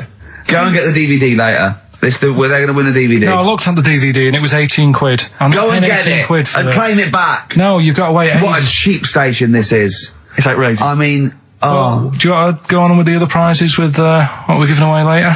What is this for Rockbusters? Well, we don't give away prizes, we throw away prizes. Yeah, it's cleaning out some drawers at XFM. Go on. I'm just having a quick look through before I... because we've sort of revamped Rockbusters a bit. There's that extra bit in it now, isn't there? That audio bit. You're selling it, your big sell. Oh, we're There's not a going DVD straight there. into that yet, then. There's a DVD. no. There's a DVD there. What's that? I'll go through them later, Rick. I just need to absorb it. Don't get excited, mate. So, who did Carl play in the clip? What actor's place did he take, and what actress played opposite him? That's Ricky.Gervais. XFM.co.uk. Sure. Brilliant. Yeah. Is that it then? What have we got coming up? We've got some... Play a bit of Coldplay. Let's have bit it. of Coldplay, be right? Coldplay. Yellow on XFM 104.9. Get it on DVD. It's an embarrassment. £7 worth of old video, pan and scanned. I bought it now. That's what they're getting. Right. He's put a downer on it. All the work, that went into that, and then just going to fob them off with a bit of old celluloid like that. Well, listen, still to come, right? We've got the monkeys thing. Oh, chimpanzee that. And when I was out last Sunday, right, at Johnny's birthday party, Yeah. Steve was there. Yeah. Got talking about stuff. And a debate that we didn't really finish cropped up. It blew your mind, didn't it? Amazing. Oh, I know about this. Steve told me. This is the infinite amount of monkeys. or a monkey with a typewriter and an infinite amount of time would eventually come up with the works of Shakespeare. Yeah. There was no debate. It's a philosophical, mathematical problem. There's no debate. It's true. It wouldn't happen. No, listen, Carl, listen. Infinity sorts it all out for you, right? An infinite amount of monkeys at a typewriter, right? They do everything. They type everything. Infinity just sorts it all out for you. There's no getting to it and they're going, oh, well, let's have a look what they've done. This one's come close. Did Romeo and Juliet. It would do it all. It would type everything ever possible, conceivable. Yeah, but it's a mathematical Well, infinity. we've heard your side of the argument, Rick. And I'll be honest with you, it's a persuasive one. But let's hear Carl, because he heard about this in a pub last week. Yeah, so what's your he's got some strong What's your ideas problem with himself. it? What's your problem with it? well, first of all, right, you're saying it's a load of monkeys. It's not just one monkey. That Depends. can live forever. No, wait. It's either a chimpanzee with a typewriter with an infinite amount of time. He would eventually, by definition, mathematically, type everything ever possible. Okay, or it's an infinite amount of chimps with typewriters, and one of them will type it first time. But already, that's not right. You either need to have What do one you mean? monkey. What you mean? Let's hear his Employment point. laws. He What do you mean can't- it's not right? Let's hear him out, please. If it's one monkey Yeah. with a typewriter that's got loads of ink in it and that, right? At least it knows what it's done in the past. It's not. Keep going. Crime. If you've got a load of monkeys, it's like if you have too many. What's that saying about too many chefs? Too many chimps spoil the soup. Right. Well, it's the same thing. It's like, well, I didn't tell you to put salt in it. I was going to put salt in it, and it messes it up. Whereas if it's just one, they know what's gone on. So what I'm saying is, honestly, leave him go. I can't be bothered. I want to hear. I want to hear the rest. This blows my mind. He doesn't know what this does to me. It's a mathematical problem. I want to hear the rest. well, it's just I just don't think it will happen. What do you mean you don't think it'll happen? Infinity works it out for you by definition. Well, what's stopping them typing the same thing again? They would. In fact, the problem should be if you had an infinite amount of time that it would type. It works for Shakespeare an infinite amount of times and everything else an infinite amount of times. But you know, that's not as. But not Shakespeare. Oh! Shut up! You idiot! Rick, do you know what he said to me? I said to him, I just explained it to him. I said, God. you've got an infinite number of monkeys, infinite number of typewriters. They will type the complete works of Shakespeare. He said, have they read Shakespeare? You're an idiot! Play a I said, record. no, I'm not having this they're not doing conversation. it from I'm not memory. having it. I'm not having it because it really, really winds me up. But you're saying they'll do it with no spelling errors. Well, they do it an infinite amount of times. And they do it wrong an infinite amount of times. And they spell the last full stop wrong an infinite amount of times. And they do it and they get one thing wrong in Hamlet wrong an infinite amount of times. They do everything an infinite amount of times. But are they going off a story that they've... Play a record, Carl, because I'm going to knock you out. I'm just saying, Shut up! do they know the story? Oh, They're monkeys! Oh, Christ. No, Right, but- okay. Right, Carl. She's a girl and I'm a man. Good, that, innit? On XFM, 104.9, Ricky Gervais, Steve Merchant, Karl Pilkington. As ever, Rick, there's always someone who steps in to defend Carl. Okay, what is the defence? What is the defence? Here's an email from Scott Coomer. He says, Carl is actually right. I've got an A-level in statistics and probability. It doesn't matter how long they have and how many monkeys you have. You cannot guarantee they would type the complete works of Shakespeare. Infinity makes it probable they would get it right, but not definite. Well, yeah. Yeah. That's what I was saying. No, you weren't saying, Carl. You don't understand it.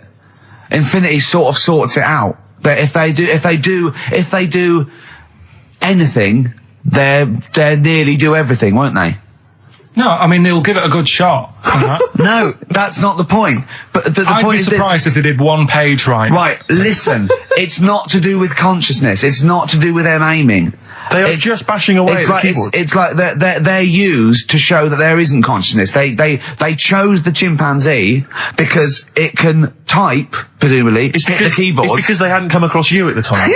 Yeah. It's to take out thought out of it. It's to take out reason and trying, right? It's just random. They're saying that if you typed enough things, if a computer was left typing everything, if you left it for an infinite amount of time, and they chose Shakespeare because there is meaning behind it, and it's difficult to get it exactly right, to show you that Infinity would come up with it's not just Shakespeare, it's every novel. It's everything. Fairly eloquent there from Gervais. A quick riposte, please, from Karl Pilkington. No, I'm just saying what I don't understand. If it hasn't read it, then how does it know where it's going? Listen, right, listen, right, Can I just explain to people, right? Some people have said, oh, why are you cruel to Karl? He drives me mental with things like that. What do you mean, well? Can I just go, let me just take a breather. How do I do your editing? He keeps coming in the week. You know that I work here properly, in the week, don't I? Yeah, I've got a proper job, Yeah. Should be 9 to 5, but I normally get in at about 8 o'clock and work A lot till of people about getting 8 o'clock. Working hard, trying to do my job. 3 times this week, I've been rushing around. I walked past my little studio. He's sat in there, alright? Now, because I've got this sort of job, I can get away with it. I said to him, if I was a doctor, would he keep coming to me practice? If you were a doctor, there'd be severe problems with the NHS. Imagine that. The standards would have lowered so much if you can arrive at the hospital, you're a doctor. Pop in, I'll go to lunch, don't we? We have a little lunch break, don't we? I go, come on, let's go now. He goes, I'm busy. I go, come on, let's go now. He's going, oh, you're doing me head in. Well, when I was talking about the monkey conundrum with Karl, he said to me, right, if I had a day off work, and I was, say, watching the TV, and with one hand I was typing a typewriter, would I type Shakespeare? I mean... Yeah, but you see, there's certain things. We were talking a little bit about this stuff the other week, weren't we? When we said you were going on about Einstein, and I said he's not that good. You know, E equals MC squared. You know, it sounds good, but I've never used it. And that. I've never used it. You haven't used 2 and 2 equals 4, Karl. The fella with an apple fell on his head. You know.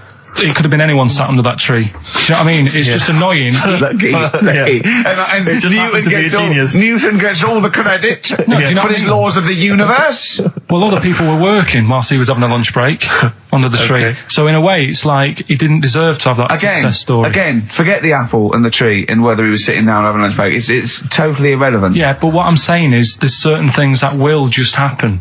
You know, it's like, I think we were talking, when we were out eating the other week, we were talking about Noel Gallagher. Well, this is the reason the monkey discussion came up, right? Noel Gallagher... I don't know what to say. I don't know what to say. Rick, I don't want to misquote Noel. I'll be like Herbert Lom in Clouseau. I'm going to get a twitch whenever he opens his mouth. I don't know where to start with some of his statements. Well, as I say, this discussion began because we were talking about a quote that Noel Gallagher supposedly gave. Now, I don't want to misquote Gallagher, but the gist of it was that he said, had I... written Wonderwall or whatever, instead of the Beatles writing Strawberry Fields or whatever, I'd be the one that was considered the great songwriter and it wouldn't be the Beatles. You know, it's just the fact that they came first that meant that they get all the credit as being the greatest band. I don't know where to start with that statement either. I mean, that's Gallagher's thing, and he's, you know, well, whatever. We know what we think of that. What was your point, Karl? You agreed with him, didn't you? Yeah, I reckon, right? Do you know we've talked about putting a baby in a room before and it'll know what colour it is and stuff? If you got a room that's painted red, right, but forget that because that's going to confuse Hear him out. Listen to me. Say if they did some new TV show, right? Like, what's that film with Jim Carrey in where the Truman Show. The Truman Show, right? So they make up a little room and some woman has some kids and you say, right, let's put the kids in this room, and they don't know what's going on outside. They don't know anything about like EastEnders and that. It's like their little world, right? They don't know anything that's gone on. How could a child survive without EastEnders? Right, listen. So he's sat in the room, right? And then when they're all asleep, right, Wait for this bit. Someone Have you heard this? Yeah, wait for this bit. They're all in a room. Yeah. They're asleep. Yeah. Someone pops in, puts a guitar next to the bed, right? Nips off out again. They wake up in the morning. And one of them goes, what's this? They don't even know it's a guitar because they've never seen one, right? They're talking English, though. Yeah. We just left guitar out of the vocabulary. Right, so... There's plenty more to come. So, one of them will pick it up, and they'll go, I don't know what it is, and they'll start strumming, they'll go, that sounds good, doesn't it? Give them a few weeks, they could come up with Hey Jude. Whereas, typing Shakespeare, a monkey that can't even spell... I see that. Listen, you can't answer it. I might come with you, Rick, if that's all right. We've got to sort out that Christmas special as well. Yeah, no, sure. All right, I'll see you later. I'm shooting off then as well. Cheers, Karl. Flaming Lips, Yoshimi battles the Pink Robots on XFM 104.9. Before the ad break, Steve Miller Band, Fly Like an Eagle. Great track. Lovely to hear that. Brilliant track. We're not scared of playing that sort of stuff, are we? Indeed. We've got some great... I think we're underestimated here. People think we're just like, you know, two guys and a buffoon in a room. But we're so much more than that. We try and put together a whole package for them, don't we? For their Saturday afternoon listening If pleasure. there was an infinite number of us three in an infinite number of studios, broadcasting for an infinite number of shows, would we ever do anything half decent? Yeah, we eventually... Would we ultimately come up with something quite good? What was that email that you were laughing at? I can't, it's too rude. What does it say? It's too nasty. Oh, God, give me the gist of it. The gist of it was that it would mean that if there was that infinite number of monkeys, eventually, besides the fact that they would type the complete works of Shakespeare, they would also type the sentence, Karl Pilkington is a genius. But the email also said it would also type, Ricky Gervais is I can't say the word, but... I know. Yeah. But the number of times they type it and write, Karl Pilkington is a genius, and Ricky Gervais is a cund. Exactly.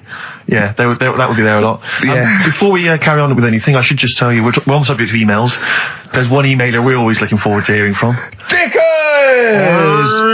Anderson! Dicky Docky Doo! Richard Anderson, thanks for emailing. He's my biggest fan. He's now. one of the biggest fans. He absolutely loves me. But not afraid to offer some constructive criticism. Go on, That's the what's he great said? thing about Dickie. And from Anders this week, he says, Ricky, I'm lazy, I talk nonsense, I'm badly organised, and I believe in ghosts. Can I have a job working on your show?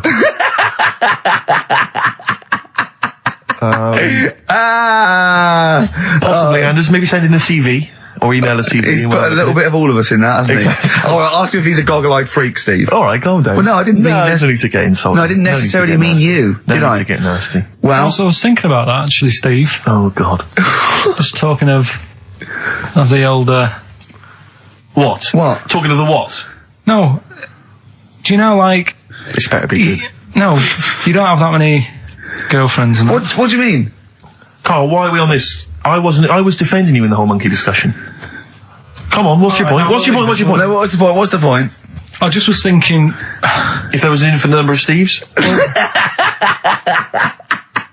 You're an odd-looking fella. Come on, Carl, get to the... No, you know I know that. I've told you that loads of times. What do you mean, you know I know that? Well, there's no point pretending anymore. Steve, I'm flabbergasted. But also, you don't like spending money, right? He's mean and weird looking. Valentine's Day. Are you sort of...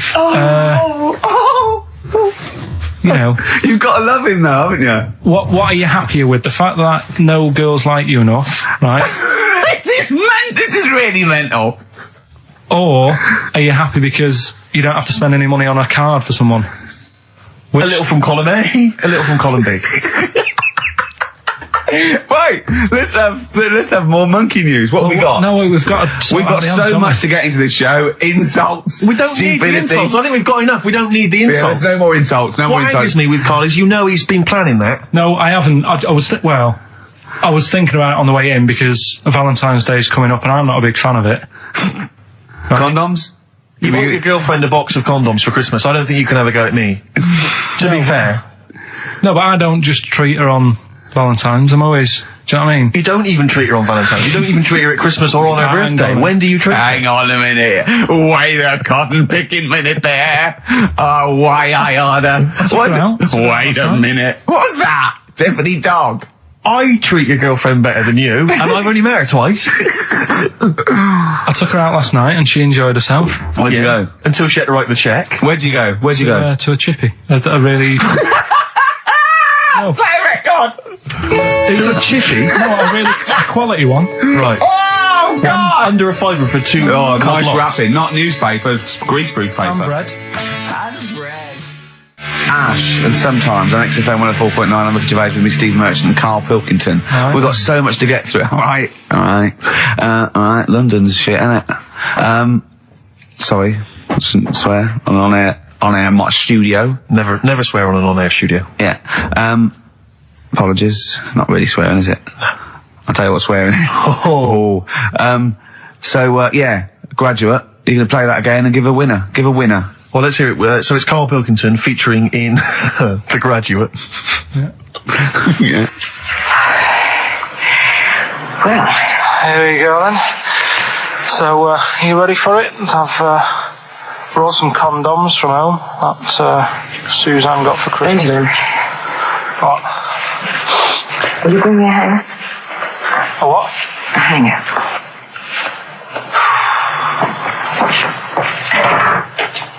So tell you what, I've got wood. What? Just saying, I've got wood. I've got metal ones as well. What sort do you want? Either one would be fine. All right. There you go.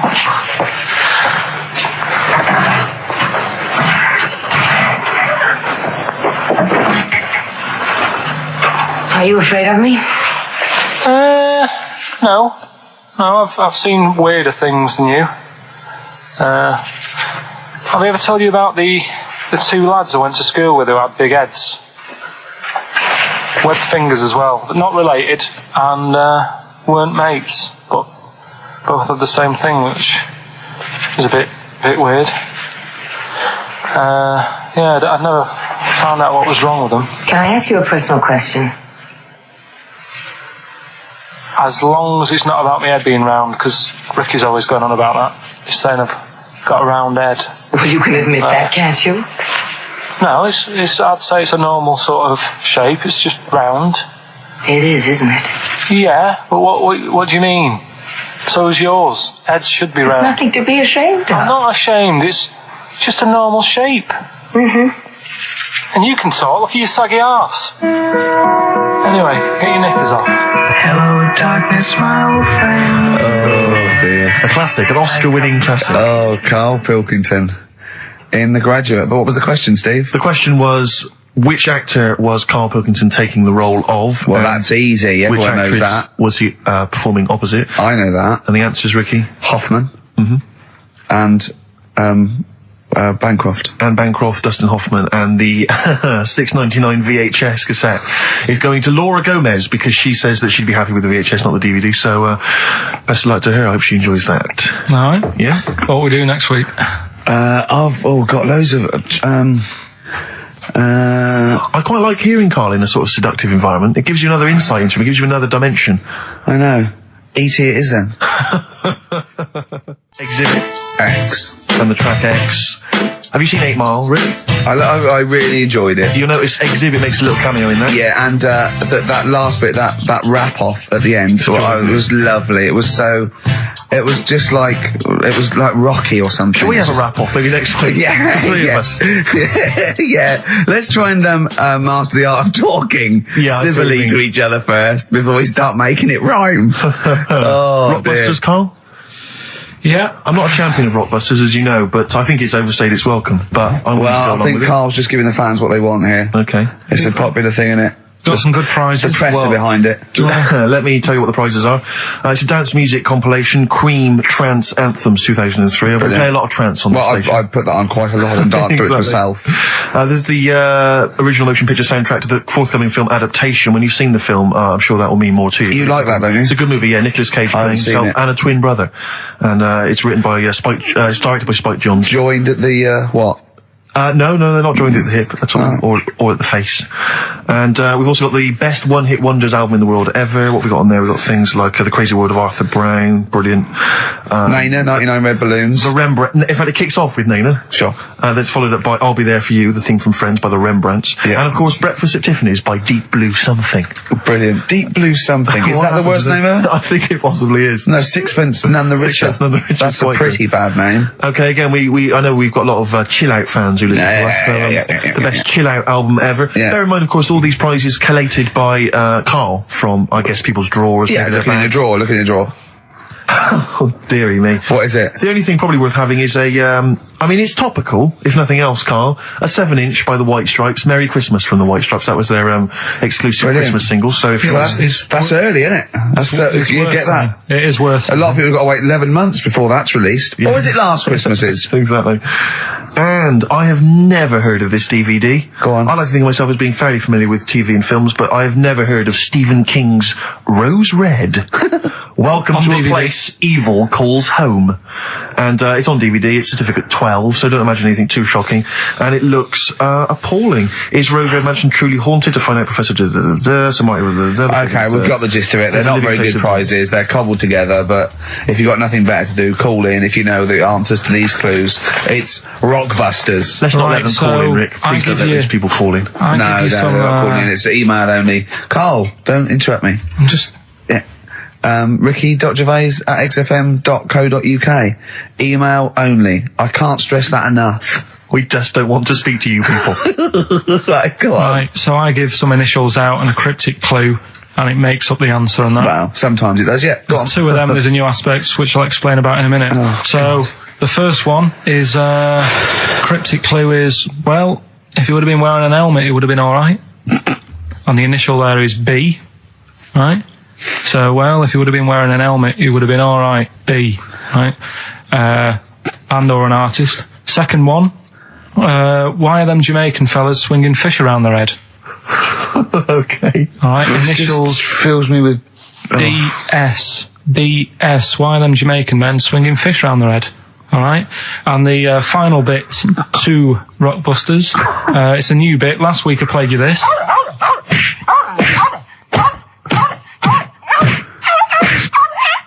His face goes along with it. That's someone beating up a dog. That was Smack My Bitch Up, right? So here's some sound effects and that, and they make up a song. I could listen to him talk all day. Let's have a listen to the effects.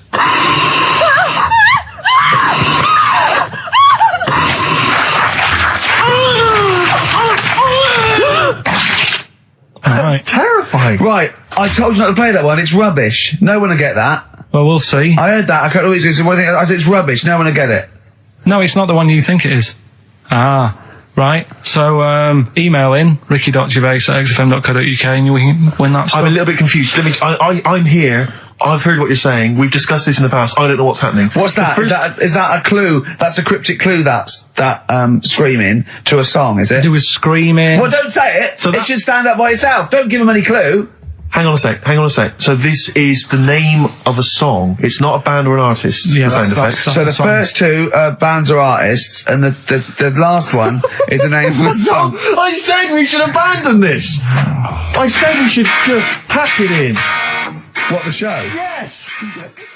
Come on, someone talk. I'm looking at his face. His headphones are too loud. Instead of turning them down, he's just grimacing, going, "These are too loud." I don't understand it. Yeah, how have you lived this long? How did you make it to 30 without getting squashed or eating something deadly poisonous? I told you I used to choke a lot. We've had an email from Placebo, the bitter end. We've had an email from Andrew Forrest, who has just simply entitled it Karl Pilkington. Oh, Karl Pilkington. What do you think of that? That's got to be your new name from now on. Oh. I had a mate who used to use it. What, he used to call you that? Yeah. Was that your nickname at school, Pilkington? No, it's not my nickname. It is now. No, it's not. It is now. Pilkington. Pilkington. Oi, Pilkington. Oi, Pilkington. Pilkington, do my homework. Where do you live? Where do you come from? Pilkington? No, there's this lad who called Mark, right, who used to go to school with, who used to call me that. And his mum, right, was like obsessed with cleaning. And I was never allowed in their flat. He makes the place look untidy. So she used to, I don't know if it was just me or all his mates, but I used to turn up and she goes, "Yeah, he is in, but you know what you've got to do?" And I used to have to go round the side of his flat, and he had a computer, right, which I used to play. I didn't have one at that point, but he had one. And I used to have to go round the side of the flat and stand at his bedroom window with his window open, and I'd be sort of leaning in playing the game. You are joking. I'm not. His mum. You had the weirdest upbringing I've ever heard. The things you were willing to do. It's the strangest. What is this town like? No, I stopped going once Was I there got my always own. music? Like, there's the horse in the house there. Oh, look at these two kids with big heads and webbed feet. All right, Ronnie. All right, Reggie.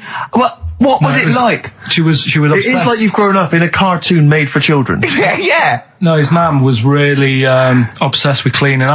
When Can I play it through his window? I used to. Mrs. Ramsbottom, can I play it through Mark's window? Aye, you know what we have to do. She used to be up till about 3 in the morning. Pilkington again. Have you washed your hands? What up till 3 in the morning? She Washing. used to be up doing the tiles in the kitchen. Washing until 3 in the morning. It's at 3 in the morning. And for ages and ages, that saying that out on the tiles, I used to think that came from, like, his mum. Because she was out, like, cleaning them late. So, till I was about 13, I thought that saying, out late, on the tiles, Yeah. was... And now you're not confused by anything. Well... There's no misunderstandings in your life now, is there? So he was allowed to walk in and out of the house, was he? No, he was all right, and he used to come round to ours a lot, and my mum used to get these pies from Hagenbach's, right? So I don't know what that is. It's at that bakery where they used to chuck the cakes out the back. I'll tell you about. Yeah. And you ate six. He loved it, but I could never go round to theirs, or if I did, it was like, well, yeah, he is in, and I'd go, all right, and then I'd walk round the side of the flat.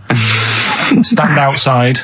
Why did you ever knock at the door? Why don't you just go around and knock on the window? Just to check he's in, because he wasn't always in his room. If he was in the lounge, he'd have to go to his bedroom, and then that's to meet you. This is the strangest. And you'd play a computer game through the window. You say it was a flat. It wasn't like a 5th story one, and you had to get in one of those kind of cleaning contraptions and like winch your way up. I love the idea of that. So, Pilkington. So right, we're done. What have you got me any chimpanzee that? We've got monkey news still to cram in the next. Like, let's do monkey news now. I need some monkey news. I think we've done enough here, right? What do you mean? I think we've done enough here. We'll play a little song, eh? What? Play the verve. All right. XFM. Go on, he's getting all stressed because I screamed. Sparky's Dream, Teenage Fan Club. I'll tell you, I'm sick of the screaming, Rick. I'm sick of that. I mean, no wonder Carl hates you, and that is the word I don't use often, but he does, and I've spoken to him in the past, and he loathes you. Monkey news. Give us one of the screams so the audience at home gets a taste of it. I'm taking my headphones off. No, I'm not going to scream. Go on, let's see what... Right, that wasn't what you were doing. Was it worse than that? Yes! Right, come on, monkey news. We're not It's not called monkey news. Chimpanzee, we're not going to pack all the monkey stuff in. We've got a quarter of an hour. What other show can say that? Yeah. We're not going to pack in all the monkey news. We've got 15 minutes where we can't get all the monkey information in. Right, come on. Well, you're going to love this one. Go on. Let's have the jingle.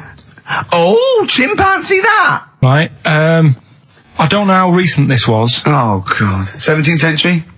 But it happened in Hackney, right? If you're outside London, that's in a place in London. And it's this monkey that's going about Hackney, nicking DVDs. Even the monkey didn't go for videos. Even the monkey knew, well, there's no point getting on VHS. The Grudge on VHS. You're having throw it back. Right, and there's a girl called Lisa who works in our office here, right? And I mentioned it to her because she lives in Hackney. I said, you familiar with this? And she said, oh, I remember something about it, which annoyed me. The fact that a monkey's running riot, but she didn't know the full story, and she lives there. What do you mean a monkey? Do you mean a chimpanzee or a monkey? I don't know. Is he a zoo in Hackney? Is he a zoo there? I don't know what so it was, but it was like. Is there a zoo in Hackney? I don't know. That's what I was asking. So right, get on with the story. So anyway, it's been robbing stuff, and the other bit that really puzzled me, right, is the fact that. And you're not easily puzzled by monkey news. They took fingerprints. What do you think about that? Well, they took fingerprints presumably because they didn't know it was a monkey to start with. No, they did. They saw it, nicking stuff, and they said, get fingerprints. So that means there's more than just one doing it. I'm gonna have a heart. He had to fax them to Interpol. Yeah. We know that is. Yeah, it's Brian the monkey. Yeah. So sorry, I don't understand. He was stealing DVDs, specifically DVDs. DVDs. I think it said watches and stuff. What, breaking into homes? Yeah, in Hackney. Maybe. Are you sure it wasn't a kid with a mask on? No, seriously. How was he breaking into homes? They're good up the drain pipe. They're good, aren't they? They're good, aren't they? But how would they do that? So is that the news? Well, that's how much do you want? Is that monkey news? For this week? Well, I don't know that it's true. Again, I've got nothing. There was other stuff. There was another story that I found about a monkey, but I would like to know from someone in Hackney do you know what I mean? And I missed that one on Crime Watch, which would have been good. Right? But there was another story about one that kept getting on buses, not paying its fare. And just sat in a corner reading the paper. Reading the paper, Carl. You're an idiot. Well, that wasn't in London. You're an idiot. That was in America. It wouldn't read the paper. Why would it read the paper? Because it was its way of sort of going, oh, well, if I'm reading something, maybe the inspector... The inspector will notice my hairy hands. Oh, Carl, you're such a fool! Well... Pilkington. Karl We've just had a news flash that an infinite number of monkeys in Hackney and nicking an infinite number of typewriters. Yeah. We don't know what for. At this stage, we've got no more information. And they've taken back an infinite amount of graduate on video. So this is rubbish. See the grass, seen the light. I just think of people sort of other Saturday going, you coming shopping? I go, I can't, I'm listening to XFM, there might be some monkey news. And they waited 2 hours for that. What sort of a show has a feature called Monkey News? Well, I have to say, the monkey story has been corroborated. Which one? Well, this one, it says, police in Britain this week are on the lookout for a very different kind of burglar. A chimpanzee who has been sighted breaking into a house in Hackney, stealing a mobile phone and leaving. The chimp is also the prime suspect in a break and entry in a nearby house where part of a radio was taken. One policeman stated that it might have been trained to steal, but a monkey's not going to think, that's a mobile phone, I'll just have that. Look at Carl's face. Yeah. Fact. That's fact. So, Rockbusters then. Yeah. Get these out of the way, we're running out of time now. I have to say now that we've had no answers that have attempted even to guess all three. Right, you see, that's because you're an idiot. Right, okay, right. Do the questions and the answers. And if I think that it's either too hard or ungettable because it's stupid, we're binning it. Right. I thought we'd already been. I'm annoyed that. Right, come on, do it quickly. The first one was, well, if he would have been wearing an helmet, he would have been alright. Right, what's the answer? That was B. What's the answer? Busted. Right, that works. All Busted, right. That's fair enough. Did anyone get that? I assume some people got. No. People have given up, Rick. People aren't even bothering to contribute. Right, what's the next one? They've just ignored it like it never happened. Busted. Second Busted. one. Busted. Why them Jamaican men swinging fish around their head? Go on. That was DS. Yeah. 70s band, Trout Spinners.